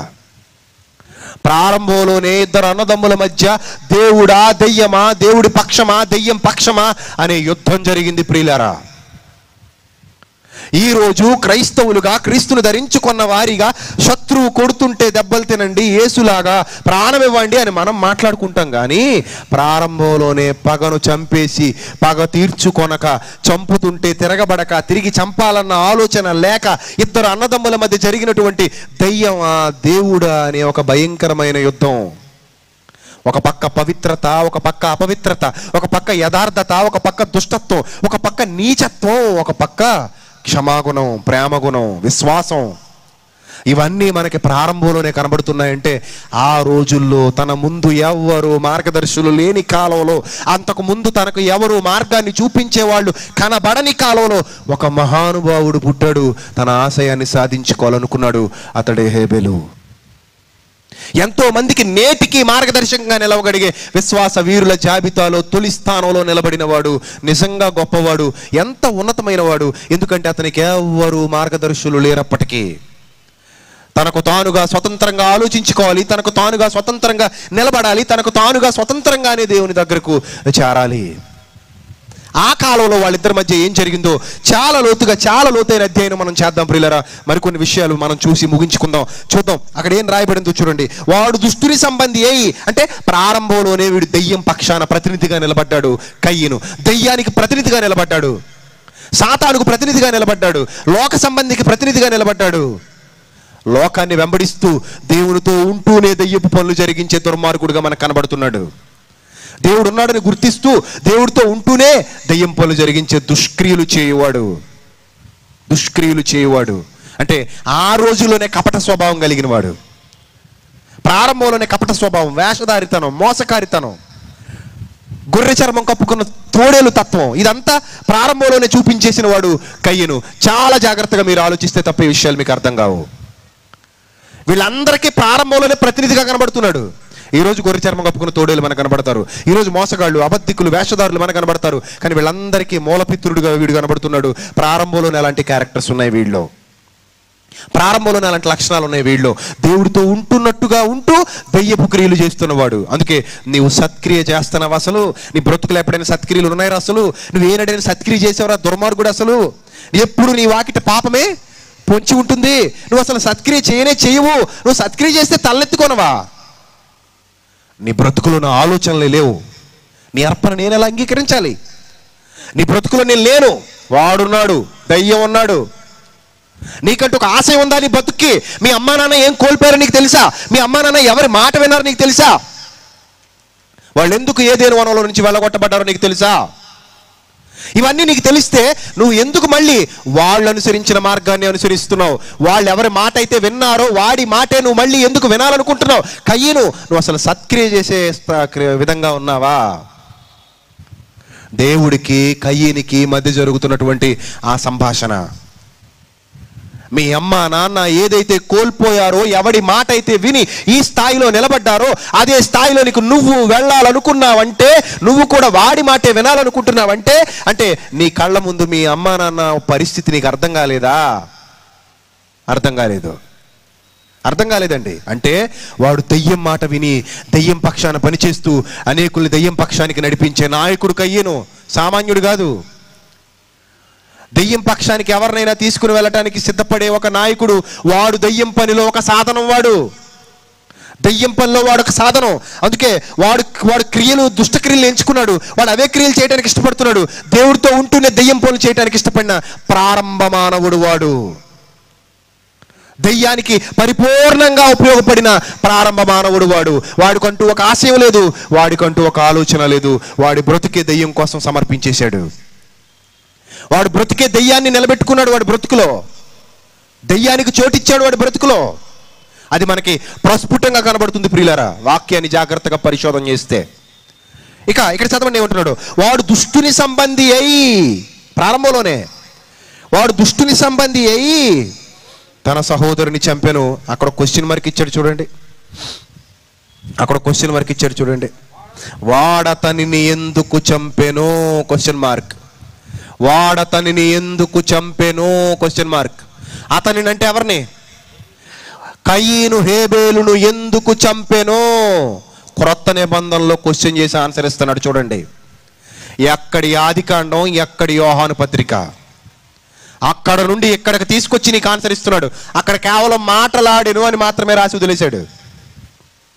చూడాలి మీరు జాగ్రత్తగా. అక్కడ ఏమనుంది?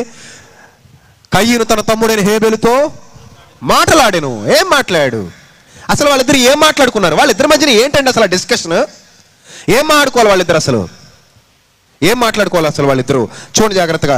వాడు అతనిని ఎందుకు చంపెను? వాడు హేబేలును ఎందుకు చంపెను? Question mark. చెప్తున్నాడు, ఆన్సర్ ఇస్తున్నాడు.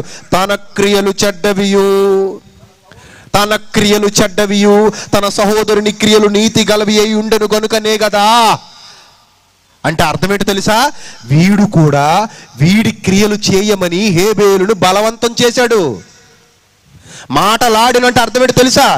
నాలాగే నువ్వు ఉండాలి, నేనున్నట్టే నువ్వు ఉండాలి. మనం ఉండాల్సింది ఇతని పక్షాన, అతని పక్షాన కాదు. మనం ఉండాల్సింది ఎవరి పక్షాన?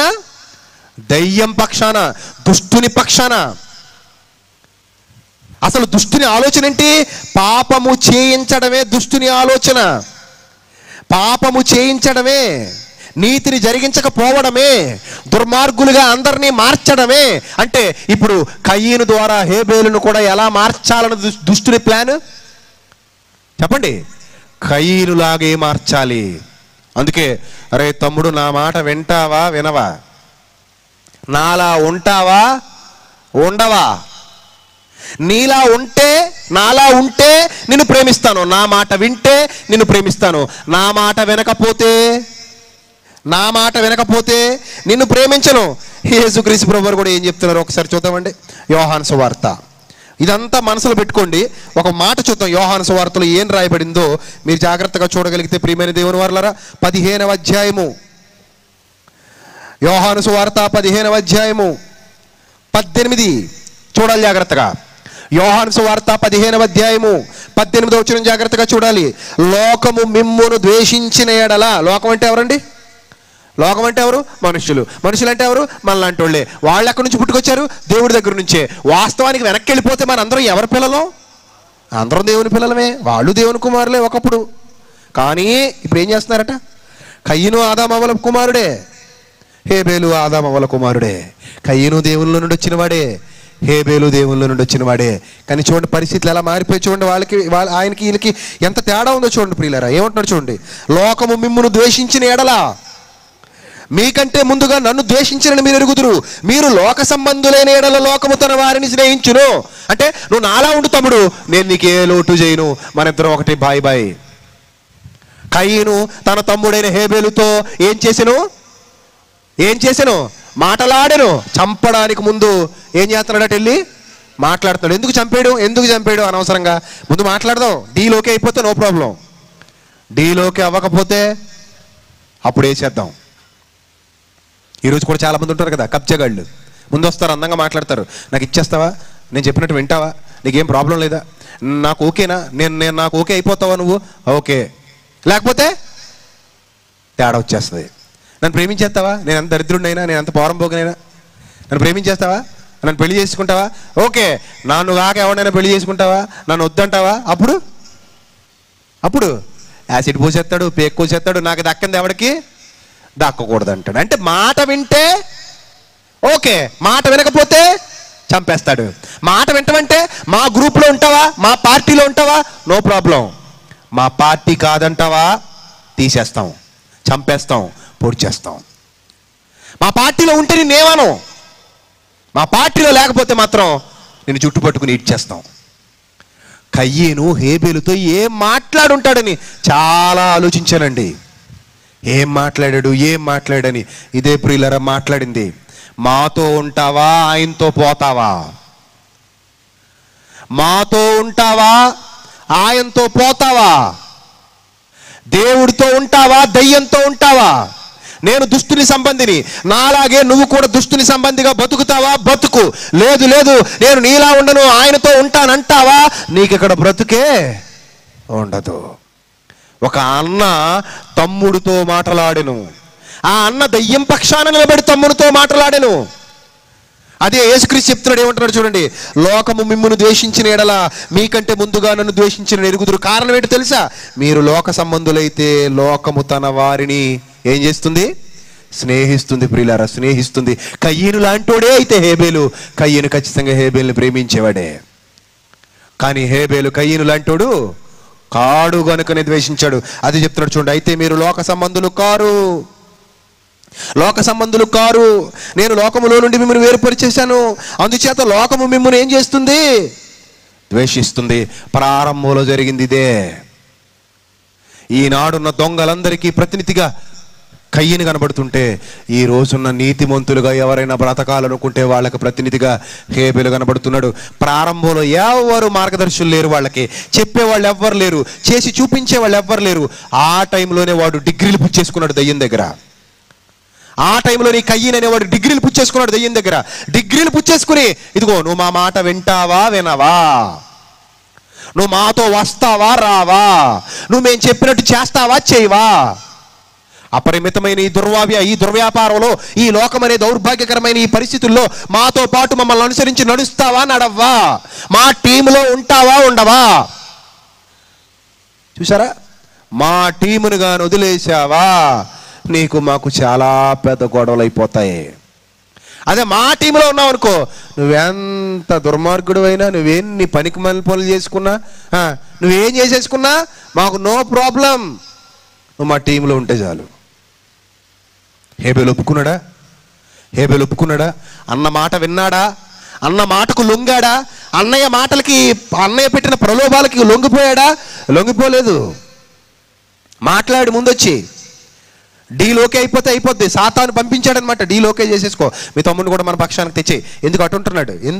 ఏంటి సత్క్రియలు ఏంటి? మన అన్ని దుష్క్రియలు కదా. ప్రత్యేకంగా మళ్ళీ సత్క్రియలు అంటాడేంటి? సత్క్రియలు కాదు కదా, మనంతా ఈ బ్యాచ్ కదా, దుష్క్రియలు కదా. మన పక్షాన్ని ఉంటాడా, ఉండడా? అడుగు తమ్ముడిని, మాట్లాడు తమ్ముడితో. వినట్లేదు బాస్, ఏసై అయితే మాట్లాడాను బాస్, చాలా చెప్పాను బాస్, మనతో ఉండమని చెప్పాను బాస్, కానీ ఉండనంటున్నాడు బాస్. మరి ఎవరితో ఉంటాడట? ఆయనతోనే ఉంటాడటండి. సత్క్రియలు చేస్తాడట, మనతో ఉండడట. అయితే ఏసై, మనతో ఉంటే ఉంచు, మనతో ఉండకపోతే చంపు.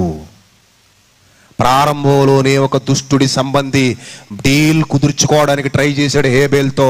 Deal okay అవ్వలా. మాట్లాడాడు, పనులు జరగలా. మా పక్షానికి వచ్చే మా బ్యాచ్లో ఉండన్నాడు, ట్రై చేశాడు, అవలా, వర్కౌట్ అవలా. వాడొక లోక సంబంధి, ఈయన దేవుని సంబంధి. ఎంత గొప్ప దేవుని సంబంధం తెలుసా? ఎంత గొప్ప దేవుని సంబంధం తెలుసా? ఒక అద్భుతాన్ని మీకు ఇప్పుడు చూపిస్తాను ప్రియులారా. అదే ఆదికాండం. అదే 4వ అధ్యాయం, అదే ఆదికాండం, అదే 4వ అధ్యాయం 8వ వచనం నుంచి కిందకి చదవండి. కయీను తన తమ్ముడైన హేబెలుతో మాట్లాడును. వారు పొలములో ఉన్నప్పుడు అంటే పొలంలోకి తీసుకెళ్ళాడు, ఆయన మాట్లాడాడు, అయిపోయింది, వినలేదు. హేబెలు ఒప్పుకోలేదు. ఎంత బలవంతం చేసినా హేబెలు అన్న మాట వినలేదు.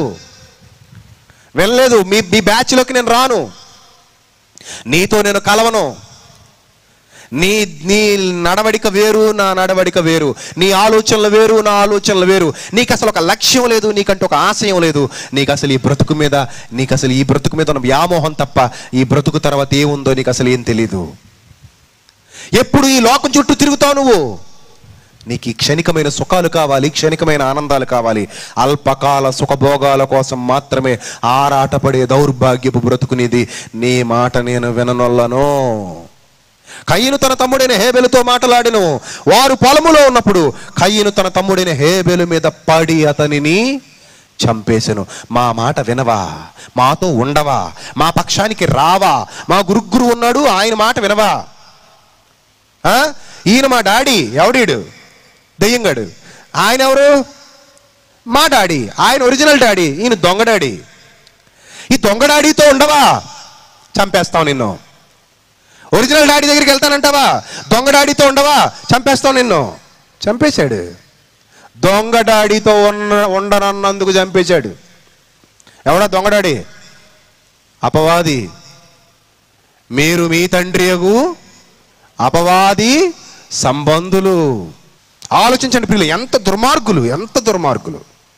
ఈ దుర్మార్గపు భావాలు, ఈ దుర్మార్గపు లక్షణాలు కింద నుంచి పైకి బాగా రంగరించేసుకుని అవే ఆలోచనతో నువ్వు వస్తావా, చేస్తావా, నువ్వు మాతో ఉంటావా, ఉండవా? ఉండమన్నాడు, బలవంత పెట్టాడు, ఉండనన్నాడు, చంపేశాడు. ఎప్పటికీ లోకం అదే పందాను అనుసరిస్తుంది. ఏనాడైనా ఆలోచించావా మనసు పెట్టి? నేటికి స్టిల్ ఎప్పటికీ ఇదే పందా. నువ్వు దేవుడితో ఉంటావా, దెయ్యంతో ఉంటావా? రెండు మాటలు. దేవుడితో ఉంటావా, దెయ్యంతో ఉంటావా? దేవుడితో ఉంటానంటే నీకు ఇక్కడ బతుకుండదు. దెయ్యంతో ఉంటానంటే మాత్రం చాలా హ్యాపీగా బ్రతకొచ్చు, నిర్భయంగా బ్రతకొచ్చు, ధైర్యంగా బ్రతకొచ్చు, ప్రశాంతంగా బ్రతకొచ్చు. ఒక ఆశయం నీకు ఉండదు, ఒక ఆలోచన నీకు ఉండదు. దెయ్యంతో ఉంటానంటే ఈ లోకం అంతా నీ వెంటే ఉంటుంది. దేవుడితో ఉంటానంటే ఈ లోకం నీ వెంట ఉండదు. దెయ్యంతో ఉంటానంటే ఈ లోకం నీ చుట్టూ తిరుగుతుంది. దేవుడితో ఉంటానంటే ఈ లోకం నీ చుట్టూ తిరగదు. దెయ్యం మాట వింటే ఈ లోకం నిన్ను ఉన్నత శిఖరాల మీద కూర్చోబెడుతుంది. దేవుడి మాట వింటానంటే ఈ లోకం నిన్ను ఉన్నత శిఖరాల మీద కూర్చోబెట్టదు. ఇది నిజం, ఇది వాస్తవం, ఇది నువ్వు నమ్మాలి. అదే ప్రారంభంలో జరిగింది. ఏంటి మాట్లాడుకున్నారు? ఒక్క మాటలో ఎంత లోతైన సత్యాలు దేవుడు రాయించాడో ఆయన ఆలోచనల్లోనికి వెళితే కదా మనకు అర్థమయ్యేది. ఆయన ఆలోచనలోనికి వెళ్ళాలి. ఆయన ఆలోచనలోనికి వెళితే ఏం మాట్లాడు తండ్రి అసలు ఈ కయీను అనేవాడు హేబెలుతో ఏం మాట్లాడు తండ్రి? ఇదేనాయన వాడు మాట్లాడింది. నాతో ఉండమంటున్నాడు, నన్ను విడిచిపెట్టమంటున్నాడు, దయ్యానికి దాసోహం అవ్వమంటున్నాడు, వాళ్ళ బ్యాచ్లో జాయిన్ అవ్వమంటున్నాడు. నీతి కార్యాలను జరిగించొద్దు, సత్క్రియలు జరిగించొద్దు, అసత్యానికి ఓటేయమంటున్నాడు. వేస్తావా హేబెలు, వేస్తావా? ప్రాణమైనా కోల్పోతానేమో కానీ నీ బాటలోనికి నేను రాను. ప్రాణమైనా విడిచిపెట్టడానికి సిద్ధంగా ఉన్నాను కానీ నీ మాట వినటానికి నేను సిద్ధంగా లేను. సునాయాసంగా నేను ఈ జీవితాన్ని చాలించేస్తాను, ఎక్కడితో నా జీవితాన్ని ముగించేస్తాను, ఎక్కడే చచ్చిపోతాను, కానీ నీ మాట మాత్రం నేను వినను. నీ మాట వినే పరిస్థితిలో నేను లేను. నాకు తెలుసు నా భవిష్యత్తు ఏంటో, నాకున్న ఆశయం ఏంటో నాకు తెలుసు, నా జీవితం ఏంటో నాకు తెలుసు, నా కోసం ఎదురు చూస్తున్నది ఎవరో నాకు తెలుసు, నన్ను ప్రాణానికి ప్రాణంగా ప్రేమిస్తున్నది ఎవరో నాకు తెలుసు. ఆయన కొరకు ఈ లోకానికి వచ్చినటువంటి నేను, ఆయన వలన ఈ లోకంలో జన్మించినటువంటి నేను, ఆయన మాట వినక, ఆయన బాటలో నడవక, ఆయన పెట్టిన పెట్టుబడి అంతా అనుభవిస్తూ ఆయన వైపు చూడక నీ మాట విని నీ బ్యాచ్లోనికి రావటానికి నేను సిద్ధంగా లేను. అపవిత్రమైన కార్యాలు జరిగించే దుర్నీతి పరులు చెత్త బ్యాచ్ మీది. మీ డాడీ చెత్త బ్యాచ్ మీది. మీ బ్యాచ్లోనికి రావటానికి నేను రెడీగా లేను. మీరు అపవాది సంబంధులు, దుష్క్రియలు జరిగించేవారు. మీ ఆలోచనలు, మీ తలంపులు, మీ ఉద్దేశాలు ఎల్లప్పుడూ ఇలాంటి నీచమైన భావాలతో రగిలిపోతూ ఉన్నాయి. కాబట్టి అందులో నేను అడుగు పెట్టజాలను. నా ఆలోచనలు వేరు, నేను ఇక్కడే ఉంటాను, నేను ఇలాగే ఉంటాను, నేను నా తండ్రి బాటలోనే పయనిస్తానని అలనాడు ప్రారంభంలో నిలబడిన ఒక మహానుభావుడు చంపబడ్డాడు, హత్య గావించబడ్డాడు. దేవుని పక్షాన నిలబడినందుకు, దయ్యం వైపుకు వెళ్ళనందుకు. ఇది కయీను హేబేలు చరిత్ర. కయీను హేబేలు చరిత్ర. ఒకడు దయ్యం పక్షాన, ఒకడు దేవుని పక్షాన. ఒకడు దయ్యాన్ని తండ్రిగా కలిగి, ఒకడు దేవుని తండ్రిగా కలిగి. దయ్యాన్ని తండ్రిగా కలిగిన వాడు దేవుని తండ్రిగా కలిగిన వాడిని చంపేశాడు ప్రియులారా. వాడు దయ్యం కొడుకు, ఈయన దేవుని కుమారుడు. కాబట్టి ఆ దయ్యపు పుత్రుడు ఈ దేవుని సుతుణ్ణి చంపేశాడు మాట విననందుకు. అప్పుడు ఎంత గొప్ప విశ్వాసం చూడండి. ఆ కింద రాయబడిన మాట చూడండి, 9వ వచనం. యెహోవా నీ తమ్ముడైన హేబెలు ఎక్కడనున్నాడని కయీను అడుగగా అతడు, నేను ఎరగను, నాకు తెలీదు, నా తమ్మునికి నేను కావలి వాడనా నేను. అప్పుడే వీడు కూడా దేవుని మీద యుద్ధం ప్రారంభించేస్తున్నాడు. నేను నా తమ్మునికి కావలి వాడనా నేను. అప్పుడు ఆయన, నీవు చేసిన పని ఏమిటి? ఎలా తెలిసిందో తెలుసా? నువ్వు చేసిన పని ఎలా తెలిసిందో తెలుసా నాకు? నీ తమ్ముని రక్తము యొక్క స్వరము నేలలో నుండి నాకు మొర్ర పెట్టుచున్నది. రక్తం మాట్లాడుతుంది. రక్తం మాట్లాడద్దా? నీ తమ్ముని రక్తం మాట్లాడుతుంది నాతో. అంటే ఆ రక్తానికి ఎంత పవర్ ఉంది చూడండి మీరు. ఆ రక్తానికి ఎంత పవర్ ఉంది చూడండి. ఎంత విశ్వాసంతో మృతి పొందాడండి. రక్తం మాట్లాడుతుంది. నేల మీద ఒలికించిన ఆయన రక్తం యొక్క స్వరము సర్వోన్నతులైన దేవునికి వినపడుతుందంటే ఆ రక్తంలో ఉన్న పవర్ ఏంటో మీరు చూడాలి. ఆ రక్తానికి ఉన్న పవర్ కొత్త నిబంధనకు వచ్చాక రివీల్ చేశాడు. రక్తం మాట్లాడటం ఏంటి అని మనం అనుకుంటాం. కొత్త నిబంధనకు వచ్చాక ఎంత చక్కగా దాని గురించి వివరణ ఇస్తున్నాడో ఒక్కసారి మీరు చూడగలిగితే హెబ్రీ పత్రిక 11వ అధ్యాయం మొదటిగా, హెబ్రీ పత్రిక 11వ అధ్యాయము 4వ వచనం. విశ్వాసమును బట్టి హేబెలు కయీను కంటే శ్రేష్టమైన బలి దేవునికి అర్పించెను. అతనికి ఏముందట? విశ్వాసం ఉందండి. ఎవరి మీద ఉంది? దేవుని మీద ఉంది. ఏ విశ్వాసం? కనిపించేది కాదు, కనిపించనిది. రాబోయే జీవితం కోసం, ఒక ఆశయ సాధనం కోసం, కోల్పోయింది తిరిగి సాధించాలనే సత్సంకల్పంతో రాబోతున్న లోకం, రాబోతున్న మహా ఉన్నతమైన భవిష్యత్తు, దేవుని యొక్క మహా సంకల్పం, ఇవన్నీ అలనాడే గమనించిన వాడుగా, గుర్తించిన వాడుగా ఒక శ్రేష్టమైన బలి దేవునికి అర్పించాడు. అంటే త్వరలో జరగబోతున్న ప్రభు బలికి ఇతడు ముందుగానే విశ్వసించిన వాడుగా కనబడుతున్నాడు. త్వరలో భవిష్యత్తులో కోల్పోయిన అమరత్వాన్ని తిరిగి ఇవ్వబోతున్న ప్రభు బలిని ముందుగా విశ్వసించిన విశ్వాస వీరుడుగా హేబెలు కనబడుతున్నాడు. సామాన్యుడు అనుకోకండి. హేబెల్ అంటే సామాన్యుడు అనుకోకండి. భవిష్యత్తు ఎరిగినవాడు, రాబోయే భవిష్యత్తును ముందుగా పసిగట్టినవాడు. అతని ఆశయం ఏంటో తెలుసు, అతని లక్ష్యం ఏంటో తెలుసు, అతని గమ్యస్థానం ఏంటో తెలుసు, అతని రాబోయే ఉన్నతమైన జీవితం ఏంటో అతనికి తెలుసు. దానికోసం ఎంతకైనా సిద్ధపడతాడు. అలా బలంగా నమ్మినవాడు, రాబోయే జీవితం మీద దృష్టి పెట్టినవాడు, అంత బలంగా నమ్మినవాడు ఎంతకైనా సిద్ధపడతాడు. అలా సిద్ధపడిన వాడే హేబెలు. అందుకే శ్రేష్టమైన బలి అర్పించాడు.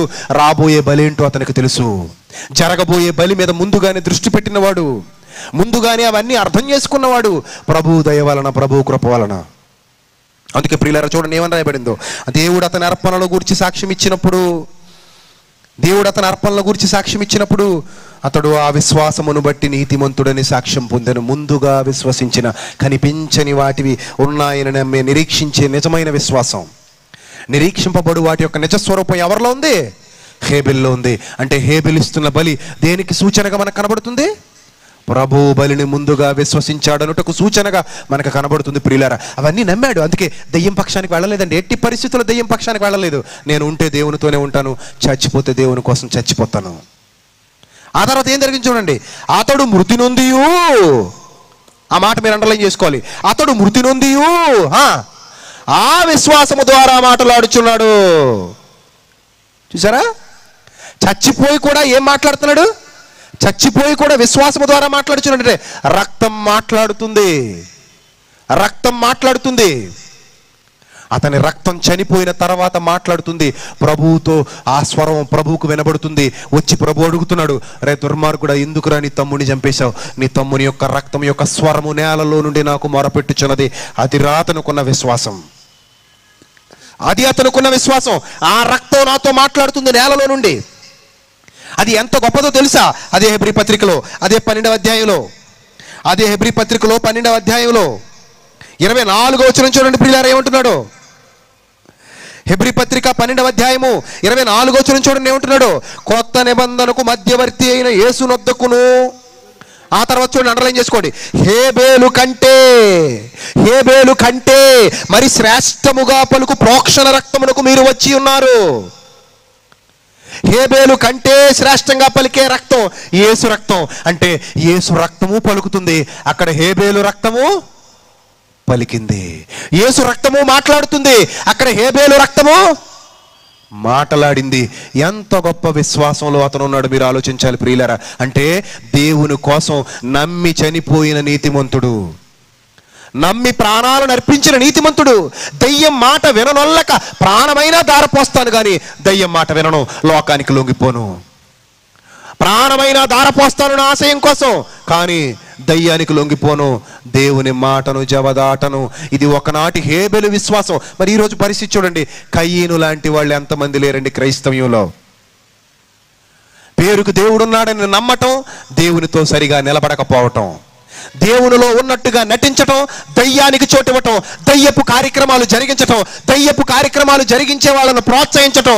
వాళ్ళ కోసం అవసరమైతే వీళ్ళు ప్రాణాలు ఇచ్చేస్తారట. మనుషుల కోసం అయితే ప్రాణాలే ఇచ్చేస్తారు, అవసరమైతే ప్రాణాలు కూడా తీసేస్తారట వీళ్ళు, ఈ డాన్లు. అలాంటి దౌర్భాగ్యులు ఉన్నారు ప్రియులారు ఈరోజు. కయ్యీను వంటి వారు, కయ్యీను సంబంధులు. దేవుని కోసం బ్రతకమనే ఆలోచనే వాళ్ళలో ఉండదు. దయ్యపు పక్షాన నిలబడి దయ్యపు పనులు జరిగించే దుర్మార్గులు. నువ్వు ఏ జాబితాలో ఉన్నావు ఒక్కసారి ఆలోచించు. ఇద్దరు అన్నదమ్ములే, ఒకే తండ్రి సంతానం, ఇద్దరు ఒకే తండ్రికి పుట్టారు, ఒకటే రక్తం, కానీ ఇది శ్రేష్టమైన రక్తం. నేల నుండి దేవునితో మాట్లాడుతుంది. యేసుక్రీస్తు రక్తం మాట్లాడింది. యేసుక్రీస్తు రక్తం తర్వాతి కాలంలో మాట్లాడుతుంది. హేబేలు కంటే శ్రేష్టమైనది. కానీ అంతకు ముందు హేబేలు రక్తం మాట్లాడినట్టుగా మనం చూస్తున్నాం ప్రియులారా బైబిల్లో. అంటే ఎంత గొప్ప విశ్వాసంతో అతడు మరణించాడు, ఎంత గొప్ప విశ్వాస వీరుడుగా అతడు మరణించాడు. సత్యానికి నిలబడి సత్యం కోసం ప్రాణమే అర్పించాడంటే ఆ ప్రారంభంలో ఏ మనిషిని చూసి నేర్చుకున్నాడంటారు మీరు చెప్పండి? ఎవరండి మనకు అతనికి మార్గదర్శకత్వాన్ని నిర్దేశించింది? హేబేలు ముందు నడిచి ఇదిగో ఇలా నడవాలి నాయనా అని హేబేలుకు చూపించింది ఎవరు మీరు చెప్పండి? విశ్వాసం అంటే అది ప్రియులారా, అది విశ్వాసం అంటే. నిరీక్షింపబడు వాటి యొక్క నిజ స్వరూపం. అతనికంటూ ఒక ఆశయం ఉంది. వాళ్ళ అమ్మా నాన్నలు కోల్పోయినట్టుగా అతడు తన ప్రాణాలు కోల్పోవాలనుకోవట్లేదు. వాళ్ళ అమ్మా నాన్నలు కోల్పోయినట్టుగా అతడు దేవునితో తన సంబంధాన్ని కోల్పోవాలనుకోవట్లేదు. అలా అని వాళ్ళ అన్నయ్య సంబంధం పెట్టుకున్నట్టుగా దయ్యంతో సంబంధం పెట్టుకోవాలని అనుకోవట్లేదు. కుటుంబానికి వేరుగా బ్రతుకుతున్నాడు, లోకానికి వేరుగా బ్రతుకుతున్నాడు. అతడు కుటుంబానికి వేరుగా, లోకానికి వేరుగా బ్రతుకుతున్న నీతిమంతుడు. నీతికి సాక్ష్యం ఇస్తున్నాడు, నీతికి నిలబడ్డాడు, నీతికి ఓటేశాడు, సత్యం కోసం బ్రతుకుతున్నాడు. సత్యం మీద స్థాపన చేయబడిన వాడు హేబేలు. అందుకే సత్క్రియ చేశాడు, దేవుని చేత అంగీకరించబడ్డాడు. ప్రాణమెంత కోల్పోయాడు, ప్రాణానికి విలువనివ్వలేదు. చంపబడ్డాడు, ద్వేషించబడ్డాడు, చంపబడ్డాడు, ప్రాణాన్ని ఇచ్చేశాడు. అమరవీరుడుగా చరిత్రలో మిగిలిపోయాడు. ఎస్, అమరవీరుడు, మొట్టమొదటి అమరవీరుడు. ఆశయాన్ని సాధించుటలో తన రక్తాన్ని చిందించిన మొట్టమొదటి అమరవీరుడే హేబేలు. ప్రియులారా, చిన్నగా చూస్తున్నారేమో మీరు బైబిల్లో అతని గురించి. విశ్వాస వీరుల జాబితాలో మొట్టమొదటి స్థానాన్ని అలంకరించాడు. అంత గొప్ప జీవితం అతనికి ఎలా వచ్చింది? కేవలం దేవుని పక్షాన నిలబడి తన ఆశయ సాధనలో సఫలీకృతుడవ్వాలన్న ఆలోచనలో నిమగ్నమయ్యాడు కాబట్టి. కానీ ఈ రోజున క్రైస్తవ్యం అసలు ప్రారంభంలోనే వాళ్ళు అంత ఉన్నతంగా అంత మంట కలిగి ఉంటే ఈరోజు మనం ఎంత మంట కలిగి ఉండాల్సిన వారమై ఉన్నాం. ఈరోజు మనం ఎంత ఉన్నతమైన స్థితిలో ఉండాల్సిన వారమై ఉన్నాం. ఈరోజు మనం ఎంత గొప్పగా బ్రతకవలసిన వారమై ఉన్నాం. అతనే ప్రారంభకుడై ఉండి మనందరికీ మార్గదర్శిగా ఉంటే మనం ఎంతమందికి మార్గదర్శకత్వాన్ని నిర్దేశించవలసిన వారమై ఉన్నాం. కానీ క్రైస్తవులు ఈరోజు చావ చచ్చిపోయి సత్యం ఎరుగని వారే ఒక మోస పద్ధతిలో నకిలీ ఆచారాలతో భిన్నమైన బోధలతో భిన్నమైన సిద్ధాంతాలతో బైబిల్లో ఏముందో తెలియక మోసపోతున్నారు ప్రియులారా. మాయలోకి వెళ్ళిపోతున్నారు, అజ్ఞానాంధకారంలో చిక్కుకుపోతున్నారు. భవిష్యత్తు మీద వాళ్ళకంటూ ఒక భరోసా లేదు ప్రియులారా. వాళ్ళు చచ్చిపోతే ఎక్కడికి వెళ్తారో ఖచ్చితంగా నిర్ధారించుకోలేని అజ్ఞాన పరిస్థితిలో ఉన్నారు ప్రియులారా. వాళ్ళకంటూ ఒక గమ్యం లేదు, వాళ్ళకంటూ ఒక లక్ష్యం లేదు ప్రియులారా. అలాంటి వాళ్ళు ఎవరైనా మీలో ఉంటే ఈ రాత్రి ఒక్కసారి మిమ్మల్ని మీరే పరీక్షించుకోండి. ఏ పొజిషన్లో ఉన్నారో మీకు ఖచ్చితంగా అర్థమవుతుంది. ప్రభువు మీ మనోనేత్రాలు వెలిగిస్తాడు. ఏ పొజిషన్లో ఉన్నారు మీరు? ఎవరు మిమ్మల్ని బలవంత పెడుతున్నారు? లోకమా? ఒకనాడు కయ్యను హేబేలును బలవంత పెట్టినట్టుగా లోకం ఈరోజు మిమ్మల్ని బలవంత పెడుతుందా? లోకం వైపు మీరు వెళ్ళిపోవాలనుకుంటున్నారా? లోకాన్ని చూడాలనుకుంటున్నారా? లోకంలో ఉన్న మనుషుల్ని చూడాలనుకుంటున్నారా? ఎటు చూసినా అక్కడ సత్యం లేకపోతే, అక్కడ ఉన్నది దయ్యమే అయితే, వాడు మిమ్మల్ని దేవుల్లో ఉన్నట్టుగా భ్రమకు గురి చేసి తన వైపుకు లాక్కునే ప్రయత్నం చేస్తుంటే ఒకరోజు మరణదినం పేరుతో మీరు మరలా భయంకరమైన పరిస్థితిలోనికే వెళతారు తప్ప కోల్పోయిన ఆ సంతోషాన్ని తిరిగి మాత్రం ఎన్నటికీ తెచ్చుకోలేరు. కాబట్టి ఒక్కసారి మిమ్మల్ని మీరే పరీక్షించుకుని ఏ స్థితిలో ఉన్నారో, ఏ పరిస్థితిలో మీ బ్రతుకును కొనసాగిస్తున్నారో ఆలోచించండి. రేపటి దినాన మరిన్ని మహాజ్ఞాన సంగతులు మాట్లాడుకుందాం. తలలు వంచండి, ప్రార్థన చేసుకుందాం. క్రీస్తు యేసునందు మమ్మల్ని అతి మిక్కిలిగా ప్రేమించిన మా ప్రియ పరలోకపు తండ్రి, మీరు మమ్మల్ని ప్రేమించి మాకు ఇచ్చినటువంటి జ్ఞానవాక్కుల కొరకు వందనాలు తండ్రి. దయగలిగిన మా దేవ, ఈ కడవరి దినాల్లో దుర్భరకరమైన పరిస్థితుల్లో దౌర్భాగ్యకరమైనటువంటి దుస్థితిలోనికి వెళ్ళిపోతున్న ఈ అందరో క్రైస్తవుల్ని మేల్కొల్పాలన్న సత్సంకల్పంతో తండ్రి విలువైన మీ మహాజ్ఞాన సంగతులు సూటిగా ఘాటుగా మాట్లాడడం జరిగింది. దయగలిగిన మా దేవ, ఆ మాటలు వారి హృదయాలలో నాటుకుని తండ్రి మేము మీకు దగ్గర కాగలిగే ధన్యతను ప్రతి ఒక్కరికి అనుగ్రహించండి. ఒకనాడు తండ్రి మీ మాటలు ప్రకటిస్తున్నప్పుడు తండ్రి హృదయంలో పడవబడిన వారే, మేమేమి చేతుమని ప్రశ్నించిన వారే ఈనాడు కూడా ఉన్నారు తండ్రి. అలాగే ప్రభు, ఈనాడున్న మీ పిల్లలు కూడా తమ హృదయాల్లో ఈ మాటలతో పడవబడి మేమేమి చేతుమని తమను తాము ప్రశ్నించుకుని వాక్యం దగ్గర నిలబడి వాక్యాన్ని అనుసరించి జీవించడానికి ఒక మార్గాన్ని తెరవమని, రేపు ఎల్లుండి జరగబోతున్నటువంటి సభలను మీరు ఘనంగా జరిపించమని, చక్కగా మీ కృపలో ప్రతి ఒక్కరిని భద్రపరిచి ముందుకు నడిపించమని తండ్రి, మీ పిల్లలు తమ గృహాలకు తిరిగి వెళ్ళిచుండగా క్షేమంగా వారిని వారి గృహాలకు చేర్చమని, వేదికను అలంకరించిన నా తోటి సహోదరులందరినీ మీరు బలపరిచి స్థిరపరచమని, త్వరలో మా కొరకు రానిన ప్రభువును మా ప్రియరక్షకుడైన క్రీస్తు యేసు వారి శ్రేష్టమైన అతి పవిత్రమైన నామంలో ఈ ప్రార్థనా మనవులు అడిగి వేడుకొనుచున్నాము మా కన్న తండ్రి. ఆమెన్.